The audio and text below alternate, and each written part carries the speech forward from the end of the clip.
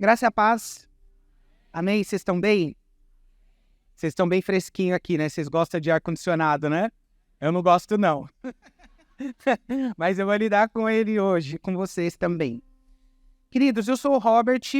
Eu gosto de falar o meu nome, os dois nomes, Robert e Diego, e vocês vão entender depois, porque eu uso os dois. Vou contar para vocês depois um pouco porque eu decidi usar assim. E eu tenho 37 anos com cara de 24, muito obrigado, é natural, tá? Então vocês estão olhando aí, eu tô conservado mesmo, Deus foi bom, né, irmãs? As irmãs estão olhando ali, não tem cirurgia plástica, não tem botox ainda, tô aqui, ó, conservado. O que traz essa paz ao rosto, sabe o que é? Ser solteiro. O que foi? Vocês estão rindo aí do quê? Uai, isso aqui, ó, é ser solteiro, não tem dor de cabeça. Não, irmão, tô brincando.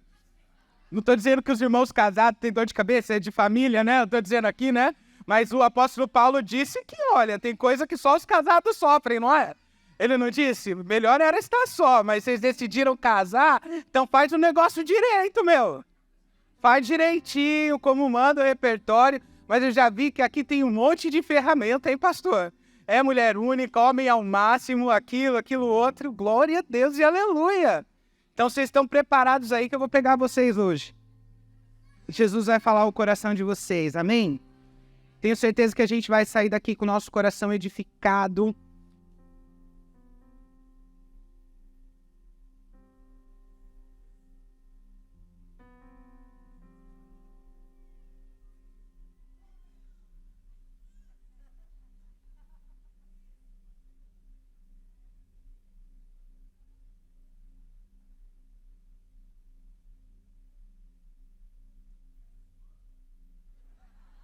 É o senhor? Hã? Foi o senhor, né? Gente, eu sou convertido há 10 anos para a honra e glória do nome de Jesus. Faço parte de uma igreja centenária de 112 anos, Primeira Igreja Batista de Monte das Cruzes. Tem 7 anos que eu estou no ministério e tenho, pela misericórdia do Senhor, atingido alguns lugares de relevância nesse período, trazendo um tema complicado. Mas mais do que falar de um tema complicado, eu acredito que é reestruturando os alicerces da família. Poderia dizer que o meu ponto central é com as famílias. Aí eu poderia pensar, né? Falar, Robert, você não tem que se preocupar. Você tem sua família, a sua família já é mais adulta, você não tem filhos, por que você gasta toda a sua energia a pensar famílias? Porque eu entendo que se eu pensar as famílias, o reino de Deus avança. A melhor forma do reino de Deus avançar é através das famílias. E aí, por isso que há um ataque muito profundo contra as famílias, que eu tenho que me opor a isso. Porque existe uma definição, existe um porquê ser família. Eu entendo que um monte de gente casou aqui porque não aguentava se controlar, não sabe nem o que é o casamento direito. Entrou nele porque entrou, tem que casar, é assim que manda o repertório, e foi para isso que eu fui casar. Chegou dentro do casamento, você descobriu que o casamento é um inferno às vezes. Quem tá rindo? Hã? Sempre é as irmãs, né? Dá aquela risadinha. Às vezes elas mesmo que dentro, às vezes, né? Não, só de vez em quando, né? Os irmãos estão de boa na deles. Na caixa do nada, as irmãs aparecem ali. Tá pensando em quê? Não tô pensando em nada. Ele só tá ali no buraquinho dele, trabalhou o dia inteiro. Ele se sente no direito de não fazer nada. É preguiçoso também, né? Trabalhar na rua é bom, dentro de casa ele acha que tem que sentar no sofá e acabou, né? Não tem que fazer mais nada porque ali resolveu já o problema dele, né? Que é trazer comida e ter aonde morar. Só isso basta para os homens, né? Basta não, querido. Isso daí basta lá fora. Aqui você vai ensinar a sua família, educar os seus filhos, cuidar da sua esposa e direcioná-los ao caminho da eternidade em Jesus. Aí você vai fazer por amor. Qual que é a diversão do homem casado? Ensinar o filho e a esposa a caminhar rumo aos céus. Se esse não é o seu prazer, sua vida já está invertida. Você já está seguindo um caminho contrário às Escrituras. Se o seu prazer não está na lei do Senhor e nela você não medita de dia e de noite, você está buscando outro lugar para satisfazer os seus prazeres, e eu tenho certeza que você não vai ser saciado. Aí você vai continuar girando em círculo e a sua vida não vai avançar. Mas eu não vou falar sobre isso não, e nem com os homens só hoje, tá? Aleluia! Queridos, eu quero falar com vocês sobre um tema. Eu vou dividir esse tema em 4 áreas. Eu quero falar com vocês da história da revelação de Deus. A história da revelação de Deus. Porque eu entendo que é necessário que a gente venha trazer Deus de volta ao seu lugar. Porque nós tiramos Deus do centro. Deus não faz parte da nossa vida. Deus faz parte do nosso linguajar evangélico. Deus faz parte da nossa ideia religiosa. Mas eu tenho quase uma leve certeza, né, que a maioria, de uns 50%, não vou exagerar não, de pessoas aqui não sabem dizer para mim quem Deus é. Até no tempo de Jesus, Jesus já estava andando com algumas pessoas ali e ele perguntou para os discípulos, quem eles dizem que eu sou? Não perguntou Jesus? Aí uns falaram, não, você é um beberrão, você é um endemoniado, você é o Beelzebu. E Pedro olha para ele, não, o senhor não é isso, né? O senhor não é, o senhor é outra coisa, né? E tanto é que ali, sobre aquela palavra de Pedro, quando ele vai dizer que tu és o Cristo, o Filho de Deus, Deus libera uma palavra, Jesus libera uma palavra sobre aquela palavra, a igreja ia ser estabelecida. É evidente ali que cada pessoa tinha uma ideia sobre Jesus. E quando a gente vai falar de Deus hoje, Deus é genérico. É genérico. Tem mulheres que estão em momentos pornográficos nos Estados Unidos usando essa palavra que nós atribuímos a Deus, dizendo ali essas palavras. E aí, que sentido tem essa palavra? Que definição nós temos a dar uma vez que a gente só olha para essa palavra como uma definição de quem é Deus? Você já parou para refletir sobre isso? Ainda bem que o nosso Deus não se enquadra apenas aí. A gente não usa só essa palavra para olhar para o nosso Deus, porque ele está infinitamente além disso. E não existe palavra no dicionário ou na língua portuguesa, inglesa, em todo mundo capaz de suportar quem é o nosso Deus. Tanto é que nessa hora, quando a gente quer tentar chegar o mais próximo possível, a gente só consegue olhar para ele e dizer glorioso. Não dá para definir outra coisa além disso. Quem Deus é? Ele é glorioso. É a junção de todos os atributos dele que se comunicam ali, os seus atributos que demonstram a grandeza de quem ele é. E a gente pode olhar para Deus e falar, Deus, o Senhor é gigantesco. Mas decidiu Deus se revelar na história. Ele começa dizendo, no princípio criou Deus os céus e a terra. A terra era sem forma e vazia, e o Espírito do Senhor pairava sobre a face das águas. Isso aqui, queridos, é o pontapé principal aqui, que está dizendo já para mim e para você, que é, nosso Deus deu o pontapé na criação. Ele não tem dias, ele não foi criado, ele é a própria essência da eternidade. A partir dele, todas as coisas vieram a existir. Nada do que existe foi feito sem ele. Enquanto o mundo tenta tirar Deus do seu senhorio, da sua grandeza e da sua representação de quem ele é, esvaziando ele da sua glória, a gente vai dizer, não, nosso Deus não se esvazia da sua glória. Ele é o Criador de todas as coisas. Ele criou o mundo, ele criou os céus, ele chama as estrelas pelo nome, ele conhece o nosso nome desde o ventre, ele sabe quantos fios de cabelo temos na cabeça, ele tem todas as coisas sob controle. O nosso Deus é supremo. Não é uma abstração que a gente vai criando. Não, mas essa é a sua interpretação de Deus. Isso é como você enxerga Deus. Eu enxergo Deus diferente. O Deus que enxerga amoroso, ele aceita todas as pessoas. Não, queridos. Isso daí é um Deus criado, esvaziado da sua glória. Um Deus que se submete aos seus caprichos é alguém que você criou para a sua própria adoração. Nós não estamos aqui para isso. Nós estamos aqui para colocar cada coisa no seu devido lugar. Deus é Deus e nós somos criaturas. Feitas, filhos de Deus, ok? Quando a gente pensa na história do mundo, todo mundo, todas as histórias, todas as civilizações, todas as culturas, eles tentaram, isso aqui em termos técnicos diriam que é uma cosmogonia, quando as pessoas tentam definir de onde nós surgimos. Isso aqui lá atrás já queriam dar algumas definições. Nos nossos dias, depois da teoria evolucionista darwinista, eles ensinam isso todos os dias para as crianças de 6, 7, 8, 9, 10 anos em diante. Todos eles já crescem com uma ideia de que o universo veio a partir do nada.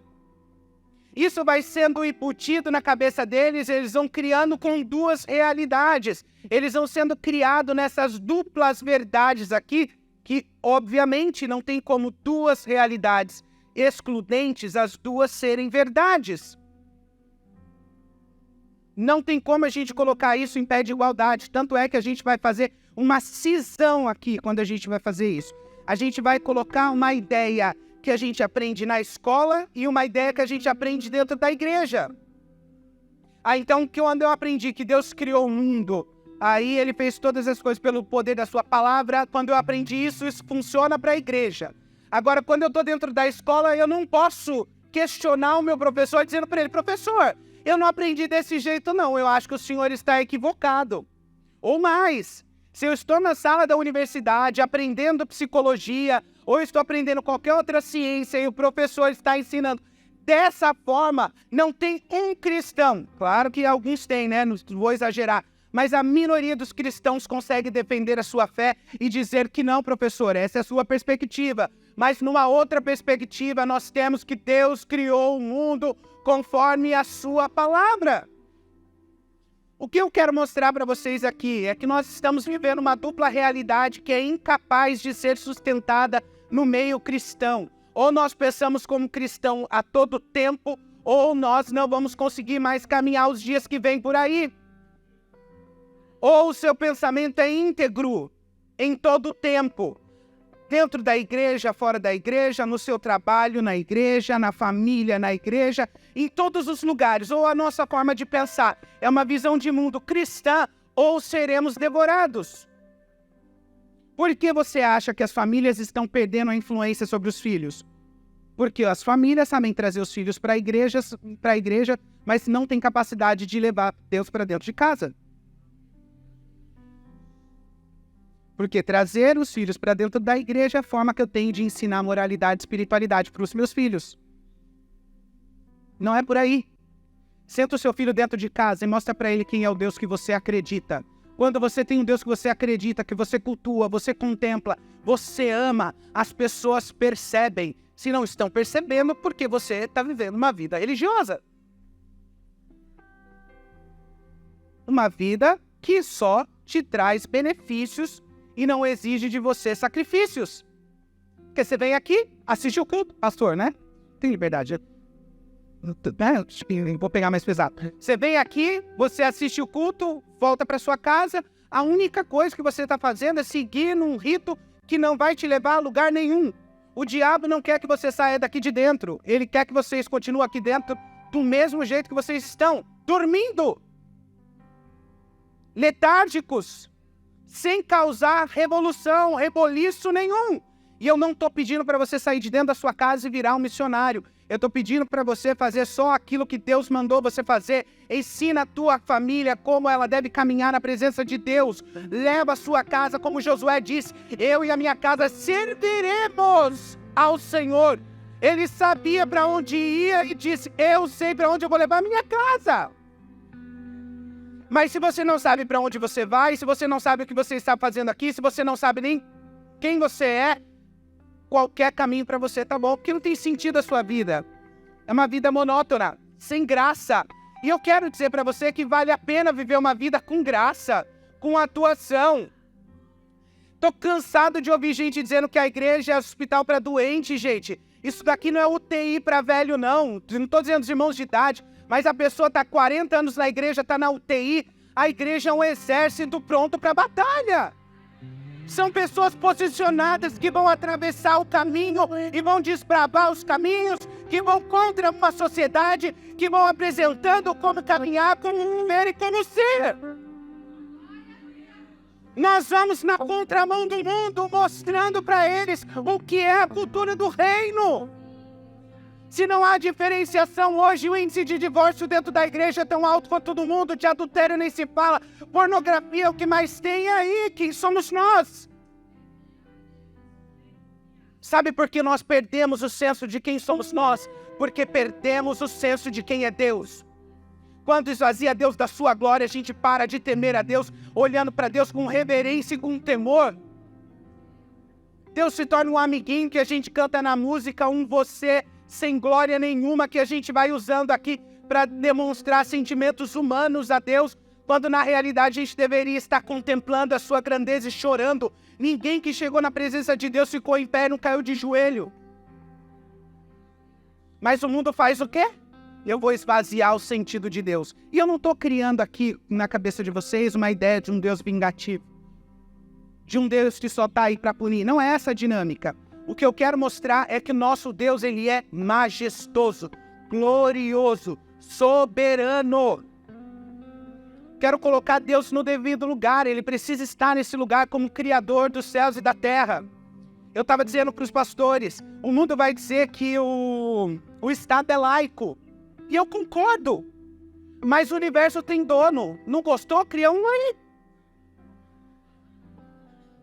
Não é? Cria um universo para você. Faz ele bonitinho do jeito que você quiser. Se você acha que Deus é injusto, cria o universo para você. Caso contrário, se submeta e basta. Ainda que o mundo não quer se submeter, a gente sabe, a palavra de Deus já está decretada, todas as coisas passarão, mas a palavra do Senhor vai durar para sempre. Não vai ter como a gente fugir dessa realidade. E a gente vê a história da redenção como a história principal. A gente vai vendo a criação, colocando Deus de volta nesse lugar, porque tudo que as pessoas querem demonstrar para a gente é que tem um outro Deus que dá para colocar nesse lugar. Dá para a gente criar uma ideia, uma réplica. Já diria Xuxa Meneghel, dá para criar com menos ódio, não dá? Não dá para fazer um novo evangelho aí e tal, né? Porque depois da velhice ela caducou, né? Não que antes ela era boa, né? De cabeça, né? Mas tudo bem.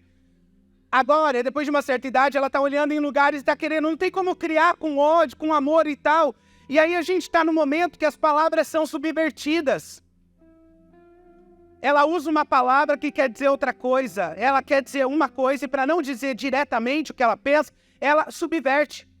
Usa a palavra e dá um outro significado, como bem entender. Aí amor se tornou tudo. Se tornou tudo o que C.S. Lewis já estava pensando lá atrás. No dia que as pessoas levantarem o amor com um Deus, ele vai se tornar um demônio. Ó, os profetas já estavam cantando lá atrás para a gente o que seria. E é justamente o que a gente está vivendo. Em prol de um amor que na realidade é aceitação, eles acham que a gente vai se submeter a tudo. Aí a gente fala, calma, dá para chegar nesse ponto, né? Porque nós adoramos, cultuamos, servimos a um Deus que ele decidiu se revelar na história. Ele apareceu ali e ele disse quem ele era. Quando ele foi se apresentar ali a Moisés, Moisés tinha que libertar o povo do Egito. Ele falou, mas como que eu vou chegar lá no povo? Eu vou dizer quem o Senhor é, eles vão acreditar como? Deixa quase dizendo, né? Você não tem nem nome. Quem não tem nome não tem identidade. Aí o Senhor olha para Moisés e fala, então beleza, Moisés, vai lá e fala que o eu sou está te mandando. Pegou um nome mais genérico que podia ter e coloca todas as coisas dentro dele e diz, eu sou. Não precisou de nada além disso. Nesse eu sou tem eu sou, eu faço, eu mando, eu reino.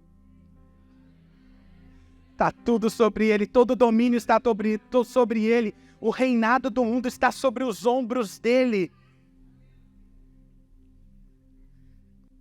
E aí Deus se apresenta. Queridos, a gente tem Gênesis 1, 2 e 3, até para eu não atravessar aqui, senão eu continuo aqui, eu atravesso, mas eu vou pegar essa parte já já. Quando a gente tem aqui na criação do mundo, a gente usa o livro de Gênesis, e ele não é um livro que tem a pretensão de ser um livro científico, ok?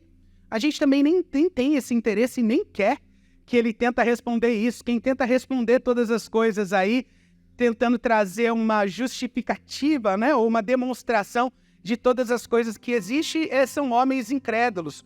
Porque, na realidade, toda ideia científica ela é pré-concebida por uma ideia religiosa. Falei difícil, né? Toda ideia científica ela é pré-concebida por uma ideia religiosa. Não existe essa verdade na busca da ciência, quando, na realidade, o que as pessoas estão em busca é de confirmar aquilo que elas acreditam. A ideia máxima do creio, logo existo, é uma fábula, porque, na realidade, é creio. A ideia do penso, logo existo, é uma fábula, porque, na realidade, o que deveria ser mais claro é creio, logo existo. Porque tudo que nós fazemos movido por crença. O mundo é religioso, queridos. O homem é religioso, está em busca de religião o tempo todo. Tanto é que a religião do homem se torna esse humanismo quando eu olho para Deus e Deus está sentado no seu trono e diz para mim, obedeça e não coma do fruto. O homem olha para Deus e fala, não, vou comer do fruto porque eu quero me tornar o Deus da minha criação. Eu estava lendo Gênesis uma vez e eu primeiro impliquei com Adão e Eva. Estava ali lendo, né? E nesses momentos que a gente tem uns vislumbres, que a gente tem que tomar cuidado para não fazer teologia em cima dele, né? Eu estava lendo ali e falei, nossa, mas Adão e Eva tal, será que é literal ou não é literal? Aí eu olhei para Eva e falei, nossa, Eva, você foi comer. Aí na hora que eu falei, por que você foi comer dizendo quase que eu não faria igual no teu lugar? O Espírito Santo disse para mim, qualquer pessoa faz igual. Qualquer pessoa faria igual. E você continua fazendo até hoje. Eu olhei para o coração e chorei quebrantado. Falei, meu Deus, Senhor, estou entregando meu coração aqui porque o Espírito Santo me confrontou. Aí eu falei, Deus, por que o Senhor condena a humanidade ao inferno? Não é a pergunta que todo mundo se faz aqui, quem tem um pouco de coração?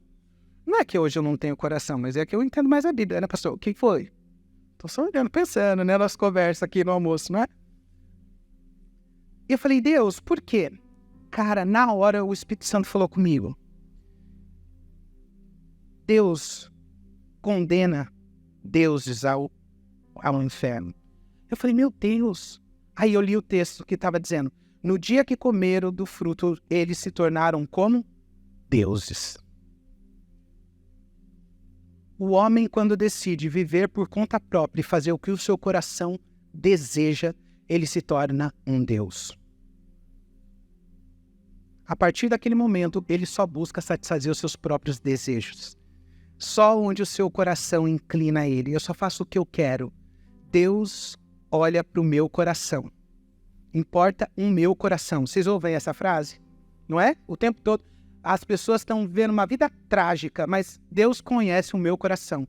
Se essas pessoas conhecessem o nosso Deus, elas tremeriam diante dessa palavra. Porque o coração humano é uma das coisas mais corruptas do universo. Quem o conhecerá? A gente? Essa é a desculpa mais esfarrapada. Mas isso aqui é uma outra questão. Quando o homem come do fruto do conhecimento do bem e do mal, aqui nós temos então aquilo que todos nós conhecemos, não é? A queda, o pecado e a morte.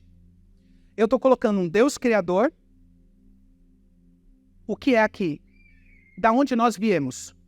Quem nos criou? Essa é a questão, ok?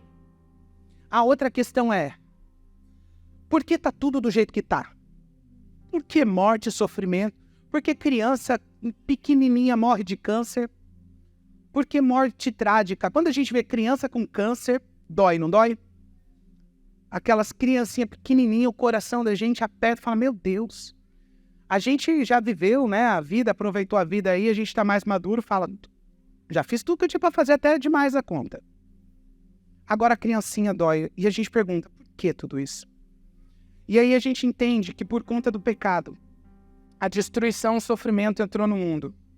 E a partir da queda da humanidade, todas as coisas foram desfeitas. E aquilo que era bom deixa de ser bom. E agora a gente vai sofrer esse impacto. É o impacto cósmico que necessitou da força mais poderosa do universo fazer com que isso fosse aplacado. Não é tão simples assim. A nossa noção de pecado, ela está abalada Porque a partir do século XVI, mais ou menos, eles tiraram o pecado da evidência. Ah, não é pecado. Pecado é uma palavra que não se usa mais, é uma palavra antiquada, não deve mais usar isso. A culpa, aquele peso que a gente carrega por conta do pecado, não existe mais culpa. A gente substitui a palavra por responsabilidade. E aqui me entenda com maturidade. Aí quando você quer camuflar as coisas, você vai substituindo a palavra. Aí o mundo vive uma realidade de um mundo depressivo. Eu entendo que há uma depressão congênita, pessoas que têm problemas mesmo necessitam de medicação. Ok, entendo, seja maduro aqui. Mas, queridos, você troca a palavra depressão por infelicidade. Você vai entender que o mundo sofre de infelicidade e quer chamar toda infelicidade de depressão. Você chega na pessoa, em vez dela dizer, eu estou infeliz, mas está infeliz mesmo. Às vezes está vivendo uma vida infeliz, está precisando de solucionar o problema, mas quer camuflar isso tomando uma medicação para aliviar esse problema que só Deus pode aliviar. Mas subverteram a palavra. Aí a pessoa está dizendo que eu tenho depressão. Aí o mundo vai, agora um mundo completamente dopado dessa realidade. Aí também a pessoa está vivendo uma crise absurda, não consegue chegar num lugar de mudar o seu pensamento, não consegue chegar num lugar de se submeter. Por quê? Porque a gente tirou o peso da culpa, que é aquela coisa que a gente carrega nas costas, que a gente pensa que desse jeito não dá, eu preciso mudar, porque as pessoas estão dizendo, não, você não precisa mudar nada, as pessoas precisam aceitar você como você é. As pessoas precisam entender que você nasceu assim. As pessoas precisam entender que as crianças nascem puras. Não, queridos. Nós não nascemos puros. Nós nascemos em pecado nos concebeu a nossa mãe. A semente da corrupção está dentro do coração de toda a humanidade. Não é a sociedade que corrompe o homem corrompe a sociedade. Só existe sociedade porque existe o homem. Nós já nascemos com essa corrupção. Os pais e mães aqui sabem. As crianças às vezes são endemoniados. São sim, vocês estão rindo, mas é verdade. Mimado, coração duro, inflexível, quer tudo do jeito deles. Se não for do jeito deles, arma uma birra, demonstra para você que tem mais força do que você. E aí o adulto faz o quê? Se submete. Não é assim mesmo. Daqui a pouco vai mudar. Tá com 3. Deixa, tá com 6. Deixa, tá com 10. É normal, tá com 13, virou a cabeça, virou a casaca, manda você pro raio que o parta e você chega aqui na igreja, eu não sei mais o que fazer com meu filho. Obrigado, irmã. Porque o resto aqui, tudo quieto porque faz isso.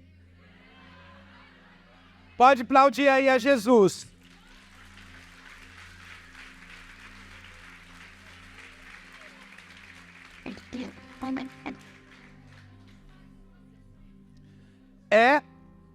Irmãs, se liga só.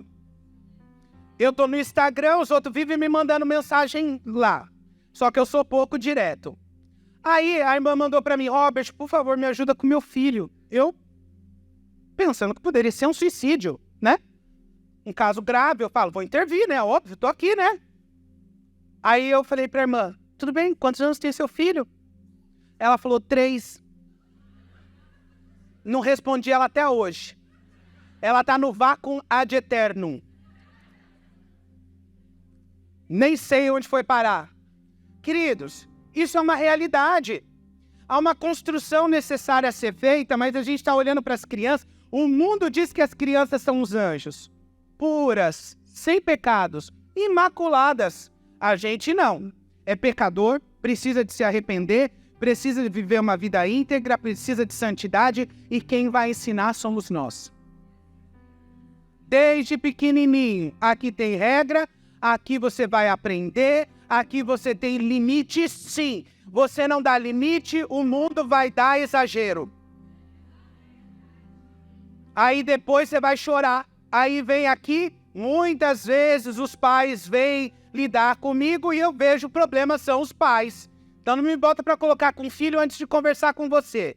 Aí se você é corajoso, vem me enfrentar.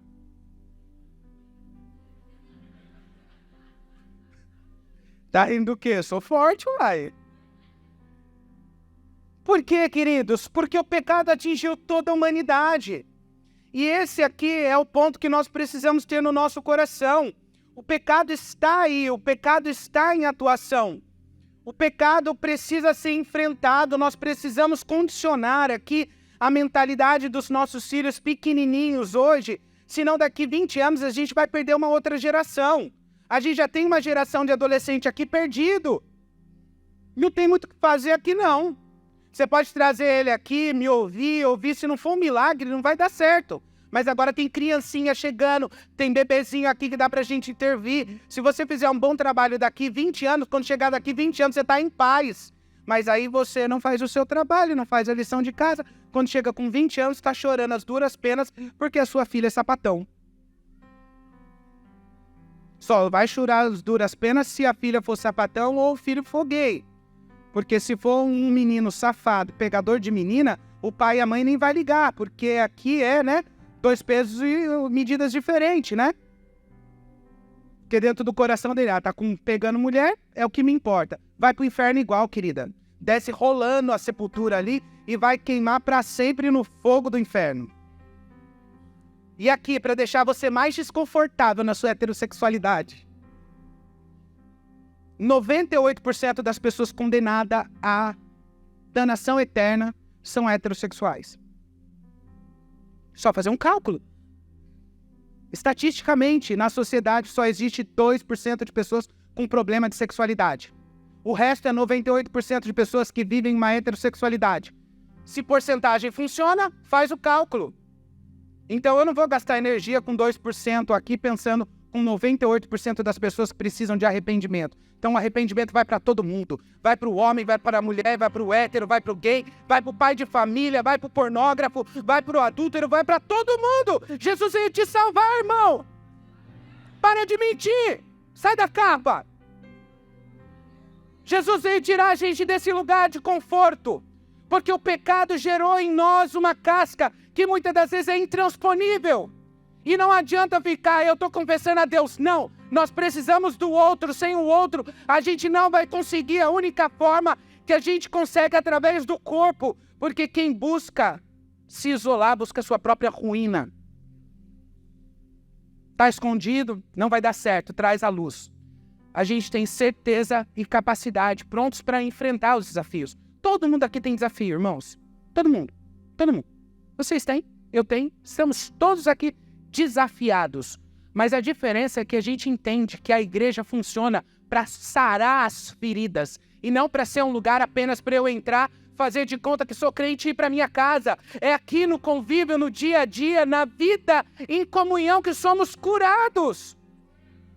Se você não entendeu a dinâmica da igreja, a igreja não é um lugar para a gente assistir, é um lugar para a gente interagir, é um lugar para a gente viver, é um lugar para a gente respirar, é um lugar para a gente chorar, é um lugar da gente casar, é um lugar da gente morrer.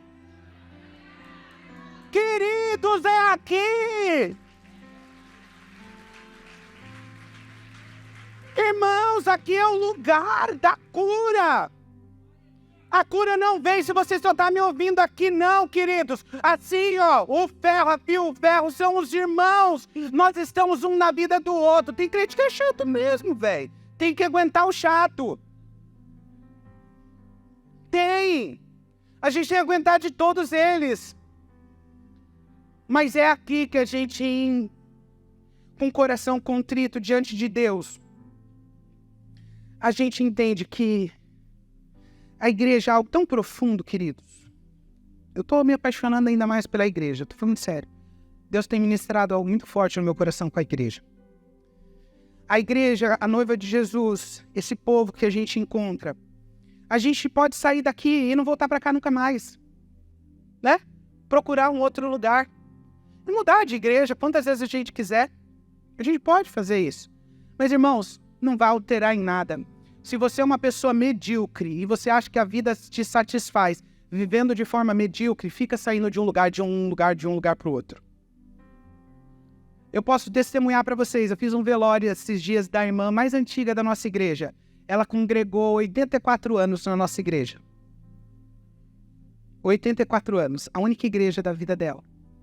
Mas a cultura do nosso tempo é uma cultura que você não tem estabilidade. Então, muda de emprego, muda de curso, muda de tudo, não consegue ficar, não resiste, não tem força para pressão, não aguenta e vai mudando tudo. E com a igreja é a mesma coisa. Os irmãos vão mudando muito, isso não é sadio, porque é um fruto de um espírito da época. E a gente não pode viver isso, temos que ter raízes, crescer, fazer história num lugar. Ter a nossa história marcada, saber que coisas aqui, ó, que investimentos foi você fazendo para que o nome do Senhor seja glorificado, irmãos. Sabendo que você tem um pouquinho daquela história. A não ser que você não queira ter história nenhuma. Tudo bem, eu sei, tem gente que não quer. Mas, irmãos, a gente vai viver vida medíocre? Não dá. O espírito da época quer isso e a gente não. A gente vai na contramão. Então, eu sei que eu quero que os meus filhos cresçam aqui, que os meus netos cresçam aqui. Eu quero viver nesse lugar. É esse lugar que eu quero para mim, para minha família, e entender isso, porque aqui é o lugar que o Senhor tem nos oferecido. É o lugar que o Senhor tem trazido para nós. Gênesis 3, do 1 ao 15, a gente vê a queda. Em Romanos, dos 5 ao 12, a gente vê a universalidade do pecado. Todos pecaram e destituídos estão da glória de Deus. Em Efésios 2, do 1 ao 3, a gente vai ver qual que é a realidade do pecado. Pode colocar Efésios 2, do 1 ao 3 para mim? Por favor. Mídias, tem alguém que é bem rapidinho aí? Tem? Ah, adoro isso. É muito bom quando os irmãos são velozes. Que foi, irmãos? Vocês estão rindo do quê, uai? Ele nos deu vida estando vós mortos em vossos pecados e delitos, nos quais vocês andavam antigamente, segundo o curso desse mundo, segundo o príncipe da potestade do ar, do espírito que agora atua nos filhos da desobediência, entre os quais também todos nós andávamos outrora, segundo as inclinações da nossa carne, fazendo a vontade da carne e dos pensamentos, e éramos por natureza filhos da ira de Deus, como também os demais. Segura aqui. Éramos por natureza o quê? Filhos da ira de Deus. Se nós não somos filhos de Deus porque nos tornamos, quer dizer que as pessoas que dizem que todo mundo é filho de Deus, está mentindo. Ou a Bíblia está mentindo. O mundo é filho de Deus? Não. Eles são filhos da ira de Deus. Até que Jesus chegue. Ok? Pode passar? Mas Deus, sendo rico em misericórdia por causa do grande amor com que nos amou, e estando nós mortos em nossos delitos, nos deu vida juntamente com Cristo. Pela graça sois salvos. E juntamente com Ele nos ressuscitou e nos fez assentar nos lugares celestiais em Cristo Jesus, para mostrar-nos nos séculos vindouros a suprema riqueza da sua graça, em bondade para conosco em Cristo Jesus. Porque pela graça sois salvos mediante a fé, isso não vem de vós, é dom de Deus. Aleluia! Não de obras para que ninguém se glorie. Amém? Essa é a realidade do pecado. Ou nós estamos em Cristo, ou nós somos filhos da ira de Deus. Não existe um meio termo aqui. Quando isso faz sentido para a gente começa a ter clareza de que o mundo está em condenação e nós precisamos urgentemente nos posicionarmos e mostrarmos a direção. Porque foi entregue a nós a autoridade para desfazermos as obras das trevas. Pense você. Sempre que eu faço essa reflexão, fala muito forte no meu coração. Pastor, já vou entrar aí. Estou aqui pensando, né? Eu vou dividir com vocês a minha história, mas eu tenho um pouquinho de tempo. Deixa eu olhar aqui. Tem. Queridos, sempre que eu estou pensando aqui, fui fazer ali uma... Calma aí. Sempre que eu estou pensando nessa questão do pecado, eu sempre reflito no quanto que nós entendemos que nós somos portadores das palavras de vida eterna. Se tem alguma coisa que nós podemos oferecer que faz sentido real para qualquer pessoa nesse mundo, é a eternidade. Porque qualquer outra coisa é como o vento, que vem e que vai. Qualquer outra coisa não faz o menor sentido dados os dias que nós temos limite para vivermos. O cristianismo vai se propor justamente a isso, a ser uma resposta para um mundo que não tem resposta. O cristianismo se propõe a dizer, nós temos as palavras de vida eterna, nós temos a direção que vocês precisam caminhar. Há salvação, sim, há mudança de vida, sim, há uma nova mentalidade, sim, há uma nova perspectiva, sim.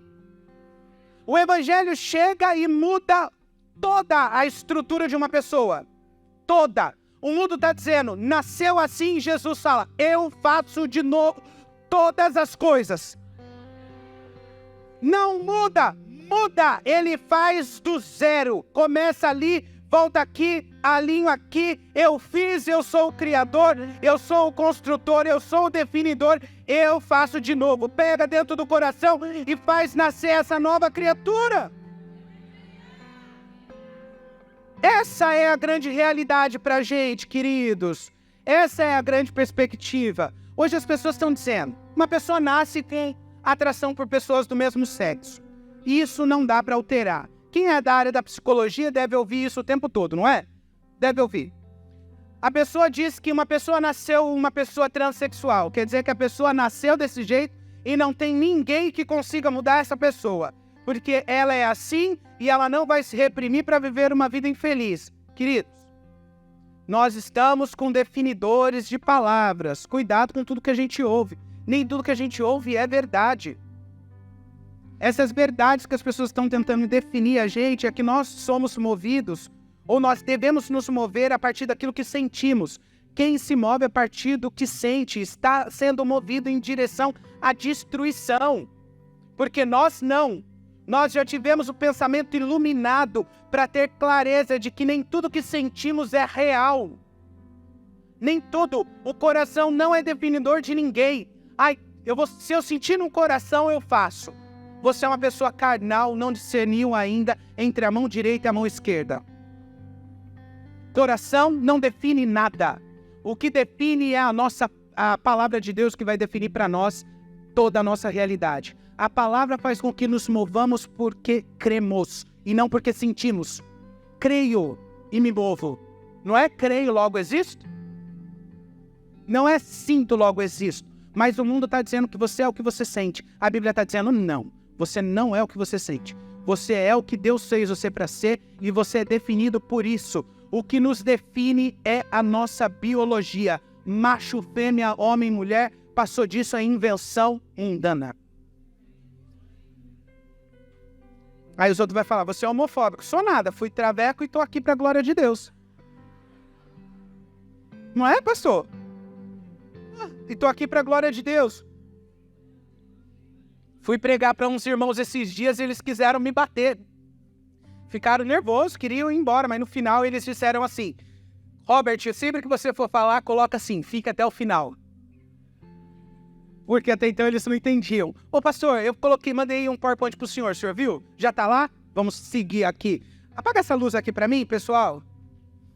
Vamos aqui para uma outra vibe agora. Vocês entenderam, ok? Deus criou o mundo, o pecado entrou, beleza? Ok, então o pecado entrou e fez separação entre nós e Deus e a vontade soberana de Deus, e o homem, ele é tendencioso sempre ao pecado. A gente sempre vai para esse lugar. No entanto, nós temos um proto-evangelho acontecendo ali. Em Gênesis 3,15, Deus está dizendo que da semente da mulher nasceria um que ia colocar um fim no reinado do pecado, ok? Aqui, lembrem vocês, Deus prometeu que um homem colocaria fim no reinado do pecado. Ele iria fazer a maior oposição que já foi vista. Gente, eu sou gato, né? Mas quando eu era criança, eu era um pitelzão, ó. Que isso? Mãe, como a senhora era jovem, hein? Tá jovenzinha minha mãe, hein? Faz tempo que eu não reparo assim, né? Tô com ela todos os dias. Querido, sou eu, o típico garoto brasileiro, branco de olhos azuis. Que isso? Vocês estão rindo do quê? Uai, sou brasileiro, misturado. Eu tenho as 3 raças aqui, índio, branco e europeu, né? Índio, europeu e negro. Ah, vocês acham que não, né? O povo fica falando de cota, né? Tem que ver minha tia Maria, para vocês verem a tonalidade da belezura. Minha família é a pura raça brasileira. Literalmente, sou o brasileiro original. As 3 raças no meu sangue aqui correndo. E amo ser brasileiro. Pode passar, minha mãe, meu pai no meu batismo, minha madrinha aqui, ó. Vocês podem ver, já começou, né? Tonalidade, né? Não, né? Vocês viram, né? Vocês não viram a outra, mas já começou aqui, ó. Aqui, ali a mão da minha outra tia. Aqui, ó. É verdade, o meu pai tem os irmãos, todos são de tom de pele diferente, mas a gente tem essa mistura brasileirada. Pode passar? Aqui são os meus irmãos, quando eu mostro eles ficam tristes, mas é real. Eles estavam muito feios, mas eles... Não é que melhorou tanto assim, tá chegando lá, né? Minha irmã já pôs uma lentezinha, o meu outro irmão corrigiu, tá por aí. Mas esse aqui é uma família padrão brasileira. Só que o que acontece? Queridos, a gente vive uma realidade onde os homens vivem muitas vezes de forma inconsequente. A gente sabe que o homem pensa muitas vezes com aquilo que não deveria pensar. Ele pensa pelo instinto, movido só pela sua vontade de ter prazer, e a única coisa que ele sabe fazer na vida é pensar na sexualidade. Eu entendo que a vontade de ter relação sexual é uma coisa inerente ao libido masculino, entendo, mas entendo que nós precisamos compreender a dinâmica política por trás disso também. Na Revolução Sexual, a partir do século XVIII, um pensador entendeu como fazer para destruir aquela estrutura masculina que tinha ali, que eram os guerreiros, né? A gente está pensando em época onde tinha luta, onde tinha guerras. A gente está vendo uma guerra ali na Ucrânia hoje, para a gente lembrar que o mundo não é paz e amor, querido. Essa ideia da ONU criar um mundo todo igual, aonde não tem distinção alguma, queridos, isso daí é folclore. Só quem vai fazer isso é o abominável da desolação, é o anticristo. Ele está tentando construir essa mentalidade do homem único.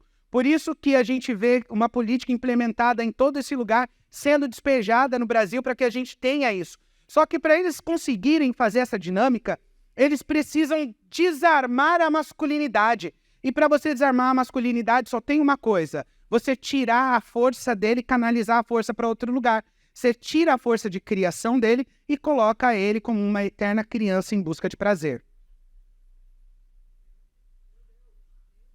Uma eterna criança em busca de prazer. Aí você pega um homem com 40 anos, ainda não para de ver fotografia de mulher nua, porque ele continua aquela criança infantilizada. Continua olhando para mulheres na rua como canalização do seu desejo. Por quê? Ele não para de ser uma criança infantilizada.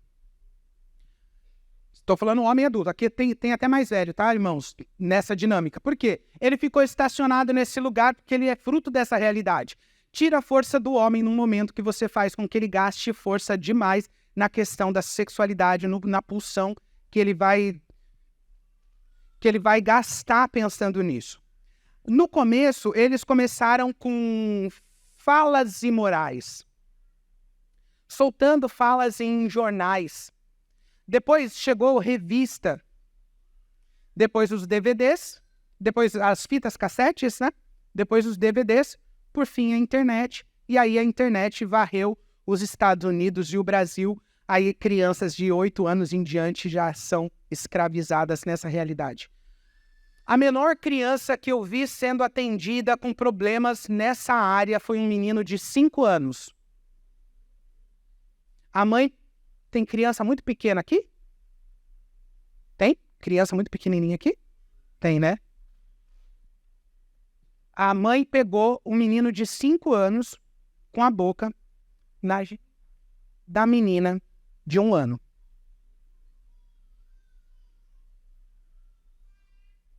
Se o menino fez isso e o menino estava em tratamento, porque todo lugar que ele ia, ele estava tocando a genital. Se um menino de 5 anos está replicando essa questão, eu vou perguntar para você acha que ele não viu isso em nenhum lugar?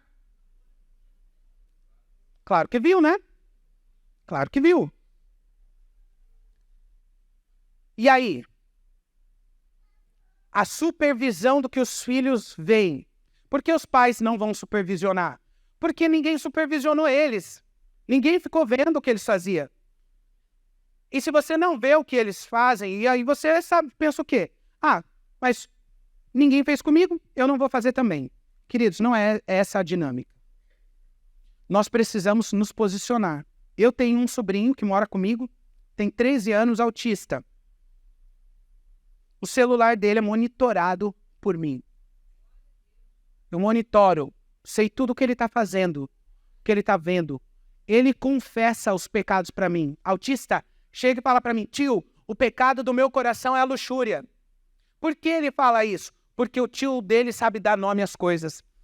Aqui é o ponto inicial. Se a gente não sabe nem quem Deus é, vai dar nome às coisas? Irmãos, pelo amor de Deus, a gente não sabe nem explicar para os filhos a história de Deus, como Deus se revelou na história, como ele apareceu, qual foi o momento, como ele falou com Abraão, como ele disse quem ele era. A gente não consegue contar a história de Israel, que a gente já deveria saber de cor, de salteado. Uma criança de 12 anos consegue fazer isso lá no Oriente. A gente não consegue, vai tocar nessa área espinhosa. Querido, a gente está no elementar.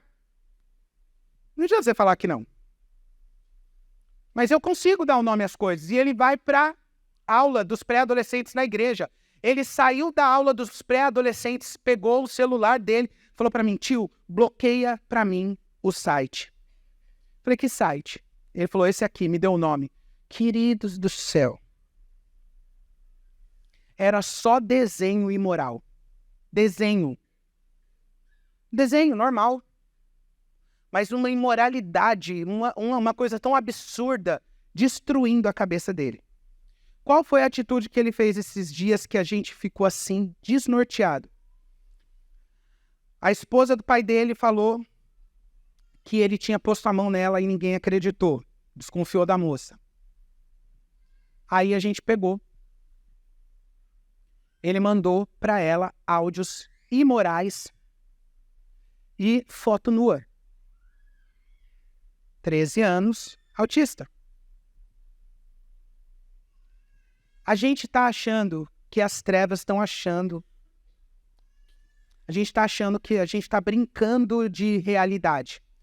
C.S. Lewis vai dizer no livro dele, a carta de um jovem, de um diabo, ou jovem aprendiz, alguma coisa assim. A carta do diabo a um jovem aprendiz. Depois você coloca aí, escreve aí.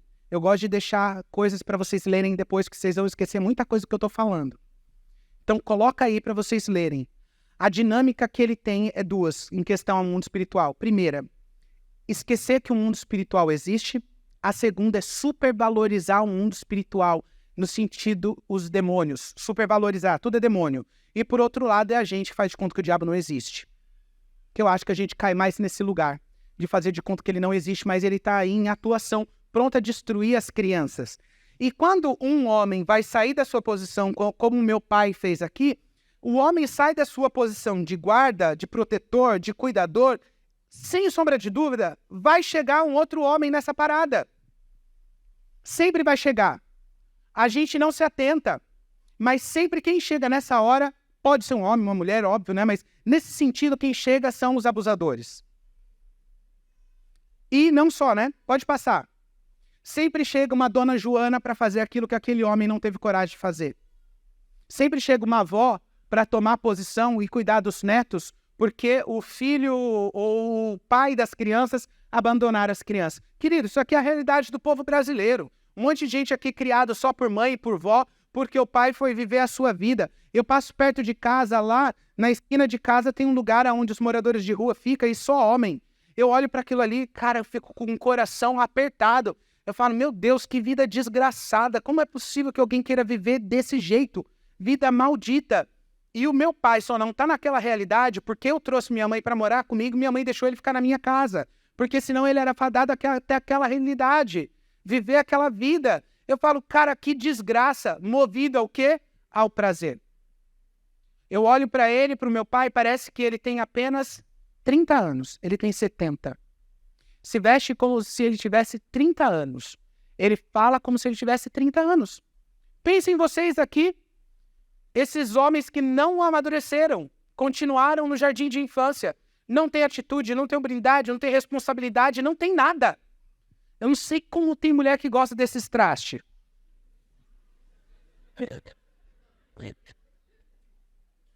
Mulher, vocês são corajosas para gostar de homem, porque o bicho que não presta. Não todos, né, pastor? Nascidos de Jesus são bênção. É, né? Porque homem é terrível. A qualidade do que a gente tem aí é doloroso. E aí, o meu pai sai dessa dinâmica, vai viver a vida dele, vai fazer o que ele quiser. Minha avó decide abdicar da sua vida. Aqui ela estava mais ou menos com uns 50 anos. Ela parou de viver a vida dela. Os meus irmãos são mais velhos. Então ela parou de viver a vida dela aqui mais ou menos com 40 anos para cuidar dos netos. Pense em você, uma mulher de 40 jovem. Ela parou e vai cuidar dos netos para que minha mãe possa trabalhar e conseguir sustentar as nossas vidas, porque a gente não tinha o que comer. Minha mãe ia acionar meu pai juridicamente, meu irmão não deixou. E o meu irmão substituiu o meu pai com 14 anos, pagando o aluguel junto com a minha mãe. Tanto é que ele jogou tanta responsabilidade para ele, que a única diversão dele era sair com prostituta. Mas dentro de casa ele era o homem certinho. Até hoje todo mundo fala que ele tem uma integridade que é algo absurdo. Aí eu olho para minha mãe e falo, ai mãe, para de ser idiota. Integridade o quê? Ele só era um bom cidadão. E bom cidadão não faz uma pessoa moralmente perfeita. Só faz mais do que obrigação dele, mãe. Só isso. Agora, moralmente, vivia com prostituta. Todo dia ele estava com uma mulher diferente. Não sabia viver sem mulher. E eu nunca tive filtro, né? Eu nunca tive filtro. Quando eu era criança não tinha também. Mas às vezes eu controlava. Eu sempre falei o que eu pensei. E isso era a minha marca que, infelizmente, as pessoas sempre brigaram comigo. Aí um dia eu vi o meu irmão numa sexta-feira com uma menina. Quando chegou no sábado ele estava com uma outra. E eu pensei, nossa, essa daí é mais bonita que a de ontem. Só que não falei, segurei. Graças a Deus, né? Porque aquela ali foi a mulher dele, casou, ela já estava grávida, a gente nem sabia, né? Ficou com ela um bom tempo, mas eu tinha acabado com tudo aquilo naquele dia. Mas eu segurei, mas eu pensei, nossa, é mais bonita que a de ontem. Porque todos os dias era uma mulher diferente. Então eu entrei nesse lar onde o pai sai e aquela representação de homem para mim fica o tempo todo trazendo uma mulher para dentro de casa. Minha avó não podia falar nada porque ele sustentava a casa. A minha irmã, dentro dessa faixa etária, vai pro crack. Meu outro irmão vai pro crack. Eu olho para essa família e falo, o que tem essa família aqui para me oferecer de proteção? Minha mãe trabalhar. Aí foi a hora que os abusos começaram. Pode passar. Pode passar? Aqui eu tinha 6 anos. Foi nessa idade que os abusos começaram. Aqui ninguém levanta essa questão. Eu vejo nas discussões na internet, o povo não levanta muito essa questão, mas eu levanto. Os maiores abusadores no nosso meio são os adolescentes. Os maiores abusadores são os adolescentes. Ninguém fala. Ninguém supervisiona. É primo, adolescente, com menina e com menino, sempre vai dar algo errado. E tem um monte de gente aqui que fez as coisas erradas com os primos, mas não fala. Tá rindo, né? Fez, gente. O povo da igreja é um povo que fica tudo com a cara de madeira aí e não quer peroba. É verdade. Se faz de santo igual uns puritanos. Mas sabem muito bem onde erraram, o que fizeram de errado, como prevenir, como ter atenção, mas não tem atenção. Deixa tudo seguindo a ordem normal. Aí o mundo fala, não, é normal, tá descobrindo a sexualidade com o primo. Daqui a pouco, não, é normal, tá descobrindo a sexualidade. Aí é com o tio. Aí não, é normal, tá descobrindo a sexualidade. É com o irmão. É normal, tá descobrindo a sexualidade. E a gente tá sem atenção. A gente tá achando que isso não vai acontecer dentro da nossa casa. Queridos, não tenha dúvida, pode ser que já tenha acontecido. Seu filho tem acesso ao celular? Pode ser que já tenha acontecido. Aí a criança mudou, você não se atentou.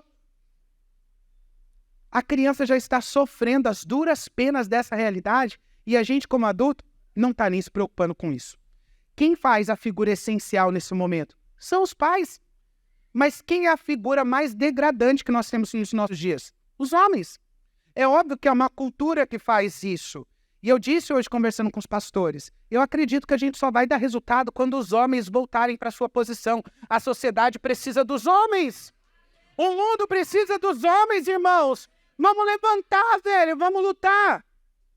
Vamos lutar, irmãos. Tô aqui, vivi uma vida trágica. Tô dizendo para os homens como o homem se posiciona.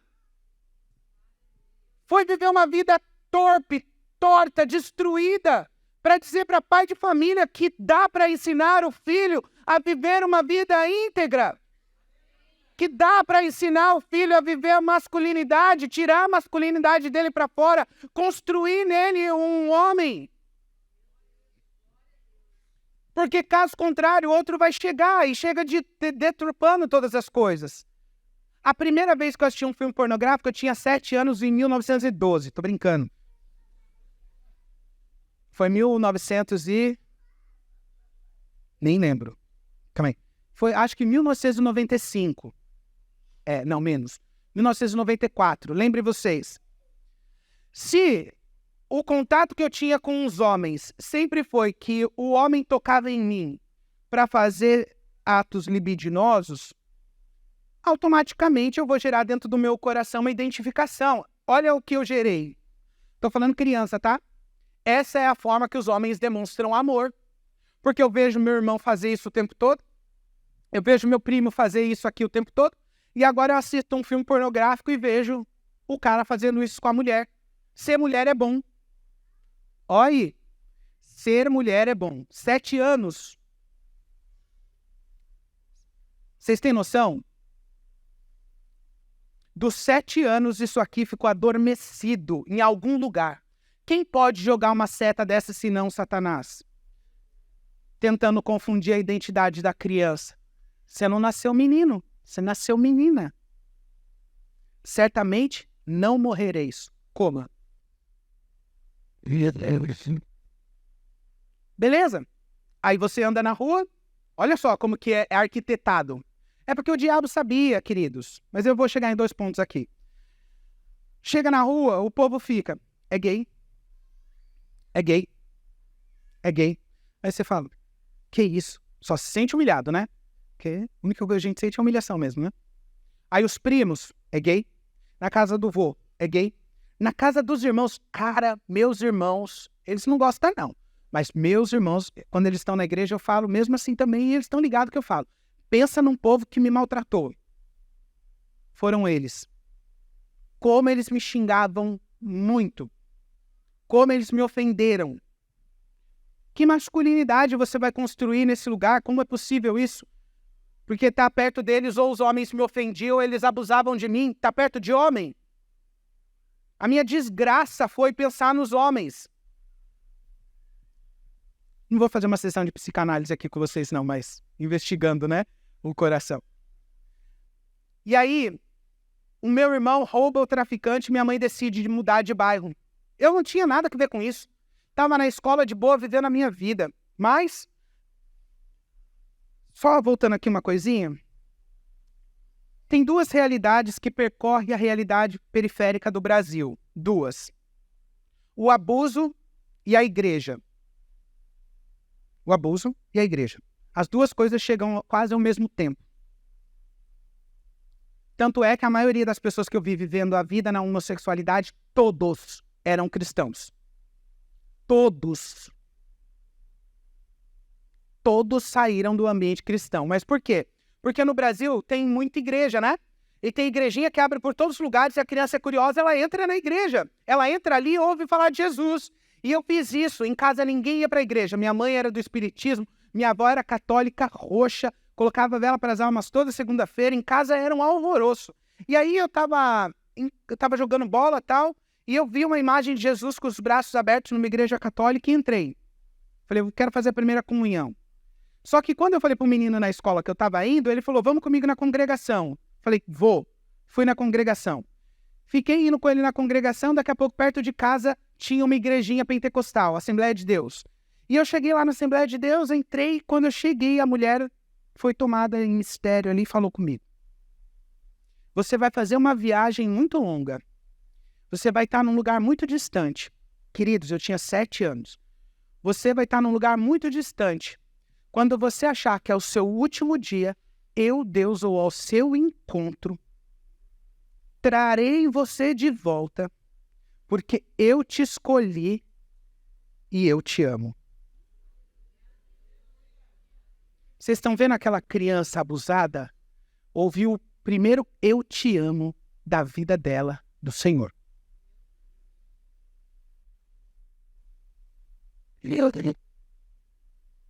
Primeira vez que alguém disse que me amava foi Jesus. Jesus disse que me amava.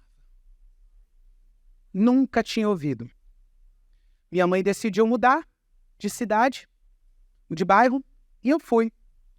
Não tinha o que fazer, fiquei nessa igreja dos 7 anos até os 11 anos, me batizei com os 11 anos, minha mãe mudou de bairro e eu saí. Então a minha vida foi esse conflito, né? Entre a igreja e entre o que acontecia dentro do meu coração, quem eu era, que eu não sabia, não tinha clareza de identidade. Quando minha mãe decidiu mudar, minha irmã tinha acabado de voltar do desafio Jovem do Vale, porque ela tinha ido para lá se recuperar da adicção. E a minha irmã e minha mãe ficaram discutindo qual era o dia que elas iam mudar, na segunda ou no sábado, na segunda ou no sábado, que era feriado, minha irmã venceu. E no dia que a minha família saiu, os traficantes foram em casa buscar o meu irmão. Deus livrou a família todinha naquele dia, deu um livramento.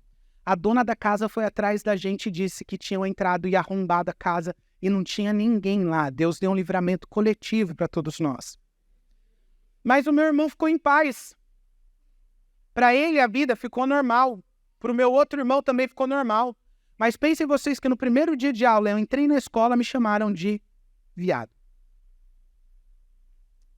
Como que é seu nome? Falei, é Robert. Aí as duas meninas gritaram para todo mundo, é viado. Queridos, eu queria entrar no chão, desaparecer e não sabia o que estava acontecendo comigo. Só que eu nunca fui uma criança muito tímida, né? Tímida assim, eu nunca fui. Mas eu gostava de praticar esporte. Eu jogava vôlei, alguma coisa assim, então o esporte aliviava a pressão, né? Se fosse uma criança hoje sofrendo por conta da rede social e tal, sofrendo o que eu sofri, eu acho que a criança se matava. Eu acho que ela não ia aguentar a pressão, não. A rede social ia influenciar ainda mais isso. Mas eu não. Descobri o time de vôlei, o time de handball da escola e falei, eu vou jogar. Os meninos da escola falaram, não, você não vai jogar não. Eu falei pro professor, eu vou jogar sim. E eu comecei a jogar, comecei a me enturmar. Uma das meninas da escola falou para mim, Robert, aqui perto de casa tem uma igreja abrindo, o nome dela é Igreja Presbiteriana. Você quer ir lá? Eu falei, eu quero. E aí eu fui e comecei a colocar as cadeiras, limpar, sempre ativo. Quando eu vi o menino aqui, a primeira vez que eu preguei a palavra foi com 8 anos. Eu não sabia que a minha vocação era pastoral, a minha vocação era para ser ministro do Evangelho. Mas a primeira vez foi nessa idade. E aí eu vi ele aqui, eu lembrei da primeira mensagem que eu preguei sobre fé. E foi aquilo que Deus realmente tinha para a minha vida, né? Mas há algumas coisas que acontecem aí. E aí eu fui para essa igreja e fiquei lá. E você sabe, você está na igreja, você tem 11 anos, 12 anos, 13 anos, daqui a pouco está ali, enturmado, eram muitos jovens, era muito gostoso congregar ali. Eu lia muito a Bíblia, tinha uma vida de leitura assim bem intensa, buscando a minha família não era convertida, não tinha ninguém em casa, e eu lutando, a minha irmã já tinha casado, fazendo essa luta sozinho. E aí teve uma hora que chegou uma pessoa lá dizendo, estava falando sobre sexualidade, parece que às vezes quer falar de sexualidade quando tem alguém que tem um jeitinho meio delicado dentro da igreja, quer falar de sexualidade, mas os pais de família que saem com travesti, ninguém fala. Mas tudo bem. Aí eu fui e abri o coração uma vez para os líderes lá. Falei para eles, falei, olha, eu não sei, eu sinto uma coisa diferente no meu coração quando eu olho para os meninos, né? Eu sinto algo diferente. Aí os líderes olharam para mim e ficaram no meu pé. E agora no acampamento era 4 líderes olhando o Robert, não deixa o Robert andar, não deixa o Robert fazer, não deixa o Robert fazer nada. Aí esqueceram a menina do louvor. Vocês entenderam, né? Esqueceu a irmãzinha do louvor, a saia dela era longa e quente. Aquilo passou geral. Mas quem estava prestando atenção nisso? Ninguém, né? Porque eles estavam olhando para quem? Para mim. Mas eu não tinha tido ainda ali, não estava tendo contato com ninguém. Eu estava em luta, tentando me descobrir quem eu era. E nessa hora, sempre chega alguém dizendo quem você é. Para mim, sabe quem foi? Malhação. A Malhação colocou um personagem vivendo o mesmo conflito que eu. Quando eu olhei para ele, eu falei, agora eu sei quem eu sou. Eu sou igual a ele. Fui para a escola vestido igual ele, chegou no primeiro dia, os meninos me chamaram igual ele, e foi a primeira vez que eu quis revidar. Eu queria brigar. E na hora que eu fui brigar com o menino, eu ia apanhar, o Juninho chegou e me defendeu. Falou, você não vai colocar a mão nele? E aí eu falei para minha mãe, olha mãe, eu não aguento mais aquela escola. E fui no final de semana para casa do meu avô, porque é tudo arquitetado, né? Quando eu cheguei lá, minha tia falou assim pra mim, vamos aqui na esquina que eu vou te levar na casa de um meu amigo. Chegou lá, era um cara velho e gay. Aí ele olhou pra mim e falou, você é igual a mim. Falei, quem você é? Aí ele falou assim, eu sou gay e você também. Falei, tem certeza? Ele falou, tenho. Falei, então eu sou gay. Falei, eu precisava alguém me afirmar. Se eu não tinha meu pai para me afirmar, outra pessoa vai me afirmar.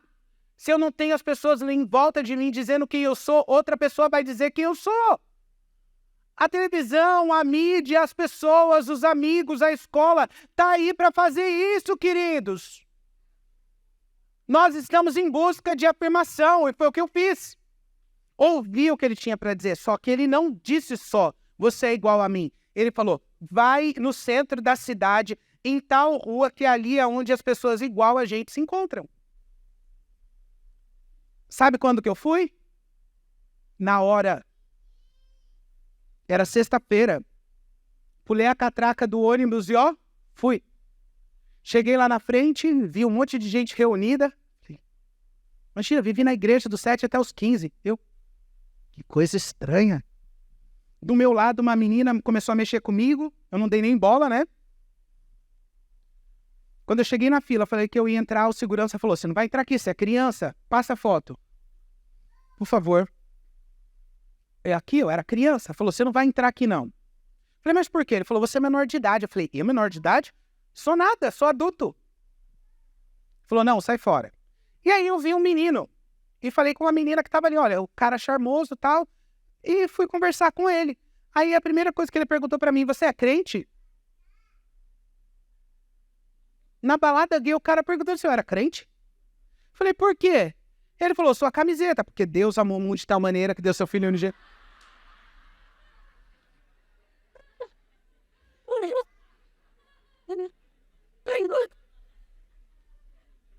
Eu fui pra balada com a roupa da igreja, com a camiseta de Jesus. Mas aí eu assim, nem tinha, né? Mas e ali foi a primeira vez que agora não tinha mais abuso, né? Era afeto. Ali foi a primeira vez que então eu abracei outro menino e eu senti afeto. Foi a primeira vez então que ali as emoções entraram em ação mesmo. Só que entre dois meninos gays, vocês sabem que faz todas as coisas que não pensem, né? Mas enfim. Aí ele veio tocar na minha genital. Na hora eu tirei a mão dele, o meu cérebro me mandou uma outra mensagem. Vocês lembram? Vocês lembram? Vou ver se vocês estão atentos. 7 anos, qual que foi a frase? Cadê? Cadê eu ouvi aqui? Ser mulher é bom. Não é? Na hora que ele colocou a mão, eu lembrei. Ele não pode colocar a mão em mim porque eu sou mulher. Ninguém coloca a mão em mim porque eu sou mulher. O que atrapalhava, então, a minha mente de funcionar era o meu corpo. Meu corpo não estava funcionando de forma correta. O que hoje eles chamariam de disforia de gênero. Ainda esse povo torto olha pra minha cara, tu nunca foi original. Quer saber mais do que eu fui? Aí eu dei essa resposta, tirei, beleza. Não entrei na sexta, mas entrei no domingo, que era matinê. Falei pra minha mãe, mãe, vou pro culto. Me arrumei, fui pra balada. Quando eu cheguei naquele lugar, falei, tô no paraíso. Isso aqui, todo mundo rindo, todo mundo divertido, todo mundo simpático, todo mundo interage, o povo é livre aqui. Nossa, eu nunca me senti tão bem num lugar. Por quê, queridos? Identificação. Comecei a me identificar, até que eu vi uma mulher trans. Eu olhei e falei, oxe, o que é aquilo? Aí falaram que era uma mulher trans. E eu fiquei com aquilo na cabeça, né? Encucado, né? Aí numa outra semana, eu vi uma outra mulher trans. Aí eu olhei pra ela e falei, você é homem? Ela falou, sou. Falei, como que você ficou desse jeito?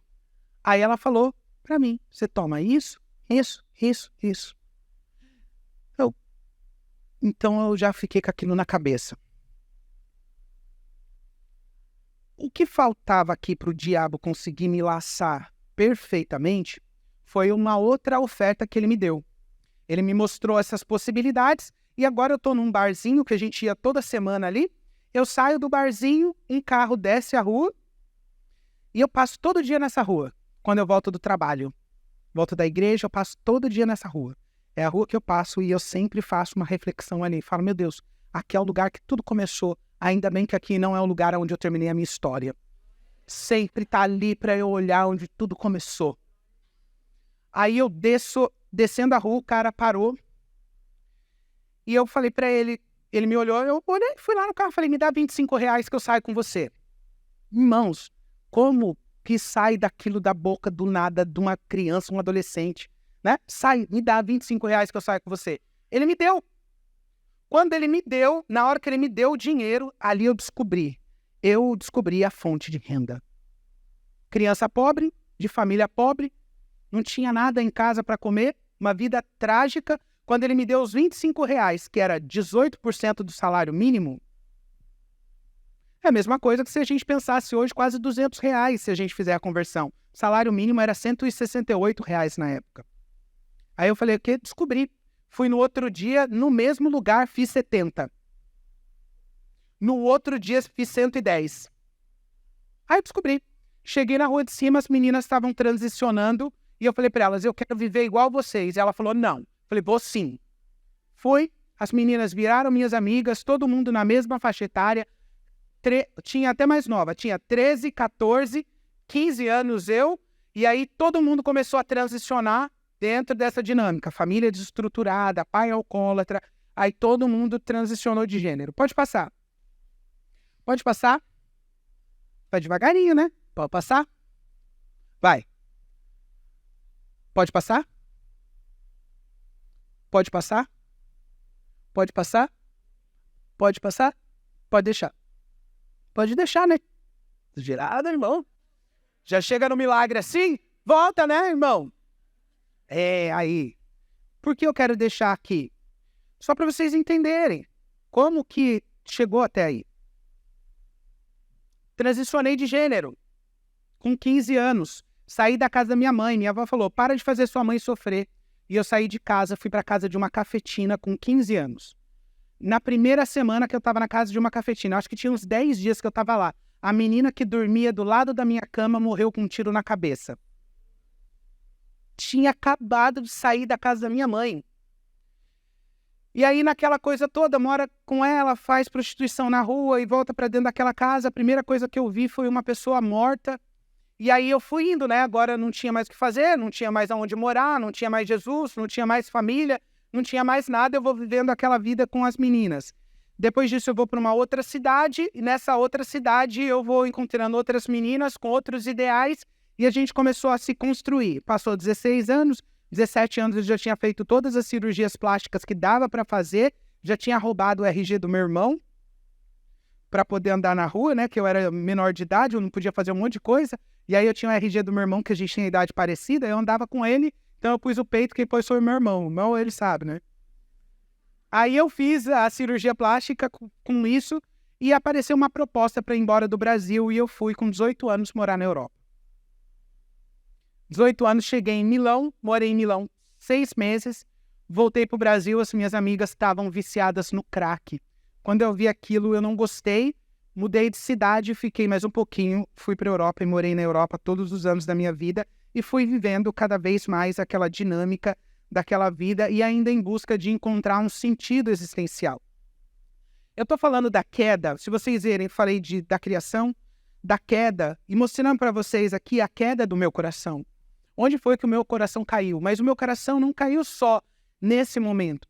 O meu coração tentou buscar redenção. Redenção é, meu coração tentou buscar sentido existencial no meu corpo. Eu vou me fazer todo, porque o dia que eu me fizer todo, eu me tornar uma mulher muito bonita, eu vou ser a pessoa mais feliz do mundo. Eu vou encontrar a solução para todos os meus problemas. Se eu for muito rico, eu vou ter tudo aquilo que eu quiser, eu vou ser a pessoa mais feliz do mundo. Se eu viajar 3 continentes, falar 4 idiomas, eu vou ser a pessoa mais feliz do mundo. Eu vou encontrar a minha realização. Eu vou ser tudo isso. E você acha que a felicidade veio? Você acha que eu encontrei mesmo a felicidade?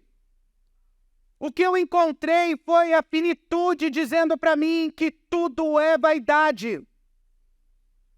Foi o tempo dizendo para mim que tinha chego o meu último dia. Foi a plenitude colocando fim em tudo. Foi a morte mostrando para mim o poder que ela tinha nas mãos. O juízo de Deus sobre a humanidade diante de mim. Mas eu, 27 anos, estava aqui no auge daquilo que eu poderia viver.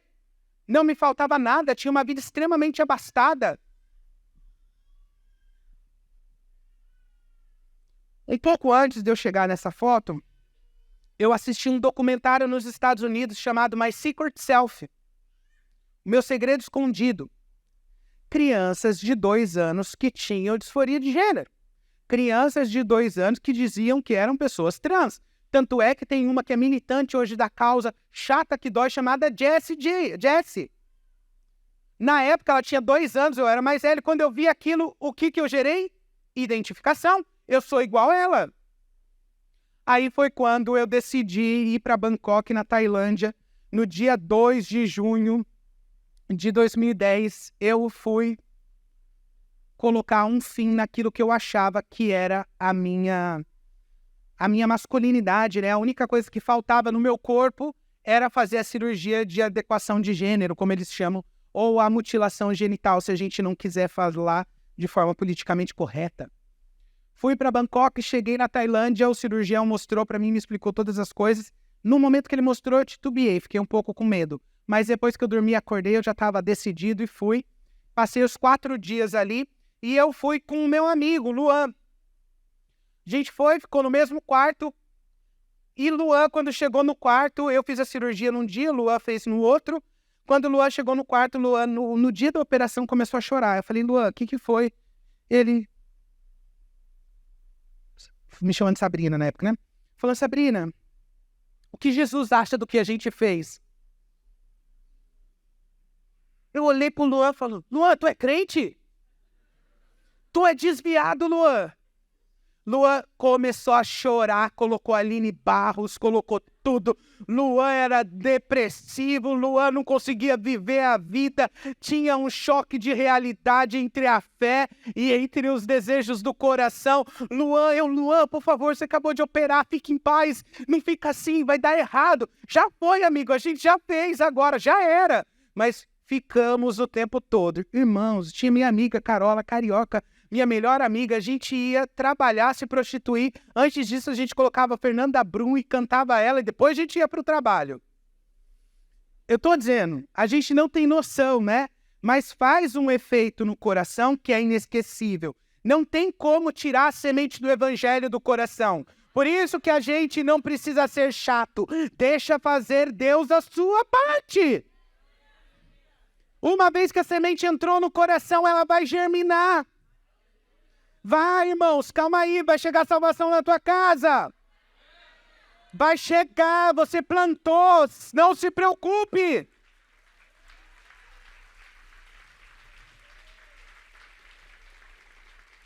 E eu sempre fui o desviado mais chato da parada.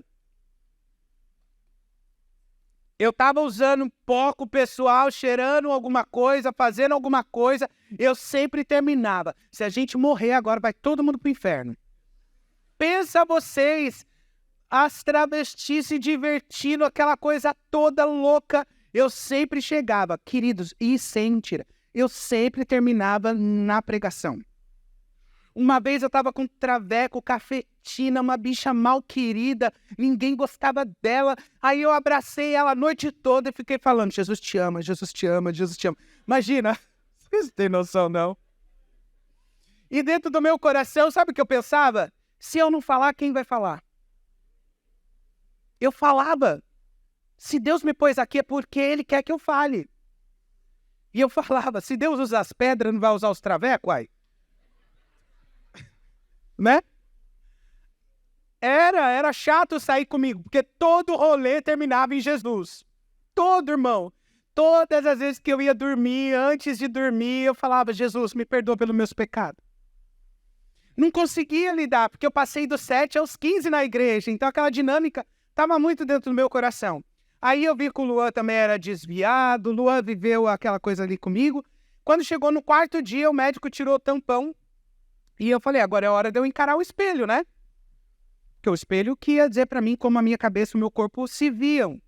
E dito e feito, olhei no espelho e me senti a pessoa mais feliz desse mundo. Completo, realizado.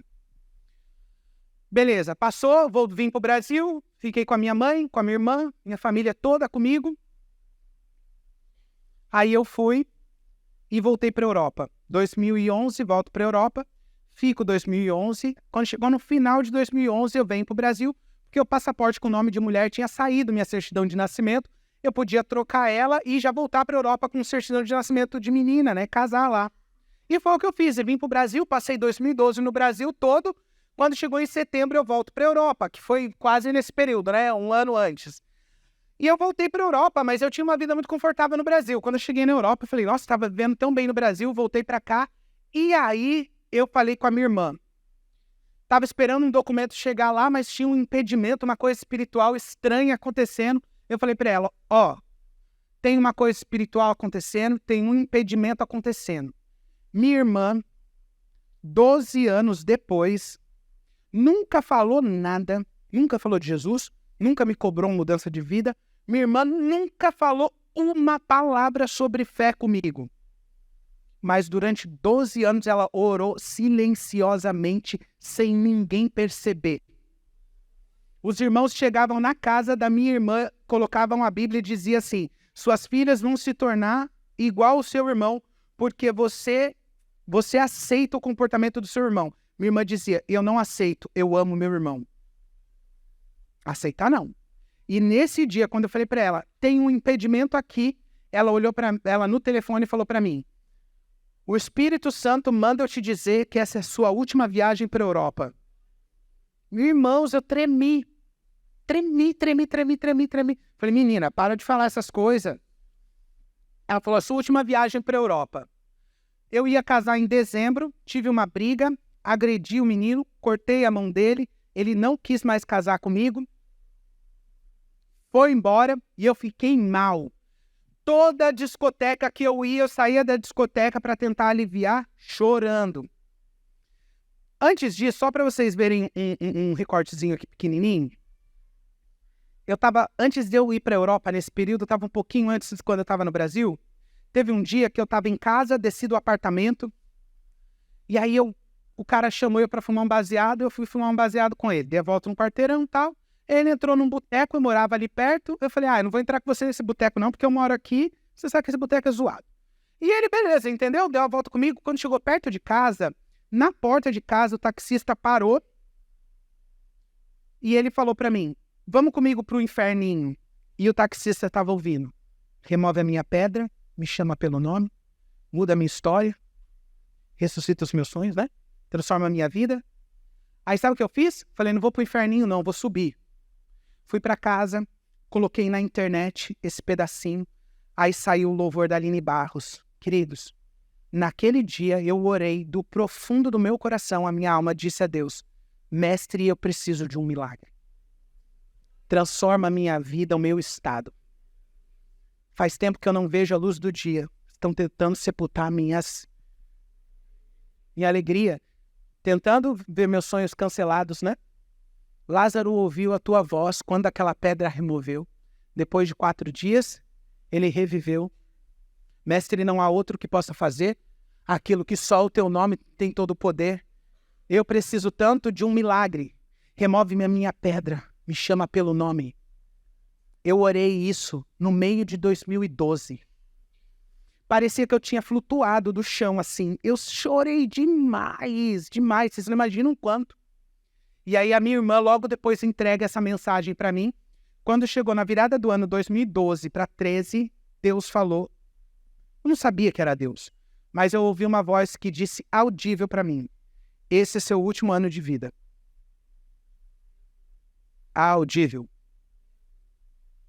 E eu encanei, porque eu tinha vivido uma vida espiritual, eu sabia que aquilo ali era real.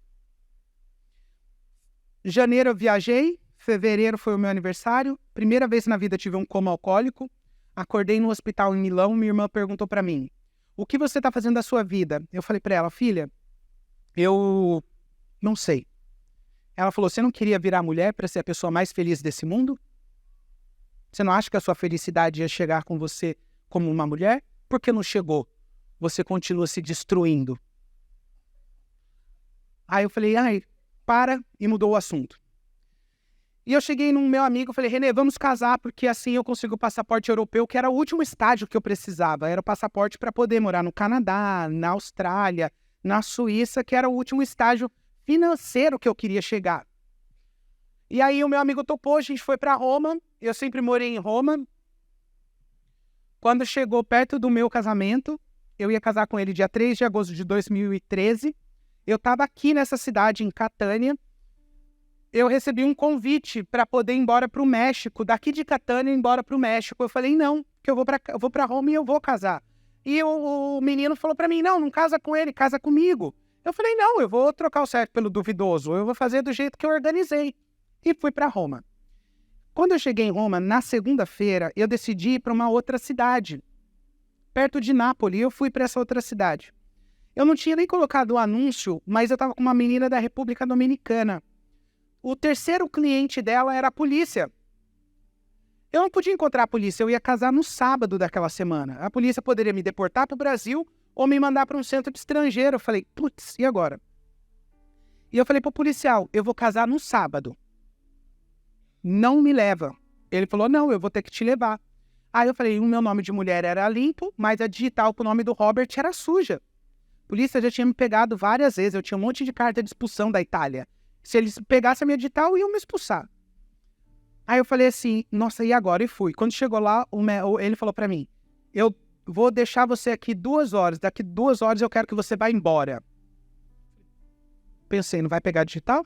Ele não pegou a digital, me mandou embora pra Roma. E eu fui. Cheguei em Roma, terça-feira, falei com o Renê. Quarta-feira, a minha manicure veio, a gente conversou. Na quinta-feira veio um cliente. E o cliente veio 6 horas da tarde, falou que queria ficar comigo a noite inteira, então eu imaginei que ele vinha com droga. Vamos cheirar a noite toda, mas eu pensei que não deveria cheirar com ele, porque na sexta-feira eu tinha um monte de coisa para fazer, e foi assim que eu tentei. Ele me deu 1.800 euros, eu falei, beleza, não vou usar com ele, e deixei. Mas o cara ficou tão pinel, tão pancado depois de um tempo, que eu falei, quer saber de uma coisa? Eu já sei como acabar com isso logo. Eu vou cheirar todo o pó dele e mandar ele embora. Ó, que inteligente! Vocês viram? Altas doses numa alta velocidade. Rápido e muito. Bastantão o tempo todo. Aí ele olhou pra mim e falou, vai devagar, vai passar mal. Eu que passar mal, tô acostumado. Quando deu por volta das 10h30, eu deitei na cama. Pensa você, a pessoa pilhada, vai deitar na cama. Deitei na cama, encostei a cabeça, quando eu encostei, eu travei. Meus olhos não mexiam, a minha respiração mudou, meu coração acelerou. Minha vida toda começou a passar diante dos meus olhos, porque eu não tinha força para levantar. Eu não tinha capacidade de me mover, eu não podia fazer nada. E naquela hora foi dentro do meu coração, eu comecei a pensar, estou passando mal, está acontecendo alguma coisa comigo. A voz da virada do ano falou para mim, chegou o dia, é hoje. Na hora que eu vi, chegou o dia, é hoje, naquela situação, a única coisa que o meu coração pôde dizer foi, Deus, me dá uma oportunidade. Quando eu falei, Deus, me dá uma oportunidade, a voz se apresentou. Dentro de casa, eu fiquei em pé na frente da cama e agora Deus falou, sou eu, Deus, que falo com você. Eu não te fiz uma mulher, eu te fiz um homem. Seu nome é Robert, seu nome é Diego. Você é arrogante, prepotente, soberbo. Mas essa é a última oportunidade que eu te dou. Volta para sua casa, para sua família, se humilha e passa pela porta estreita.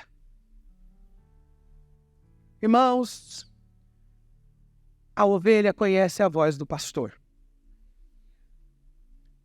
A profecia dos 7 anos se cumpriu, porque aquele dia parecia que era o último dia da minha vida.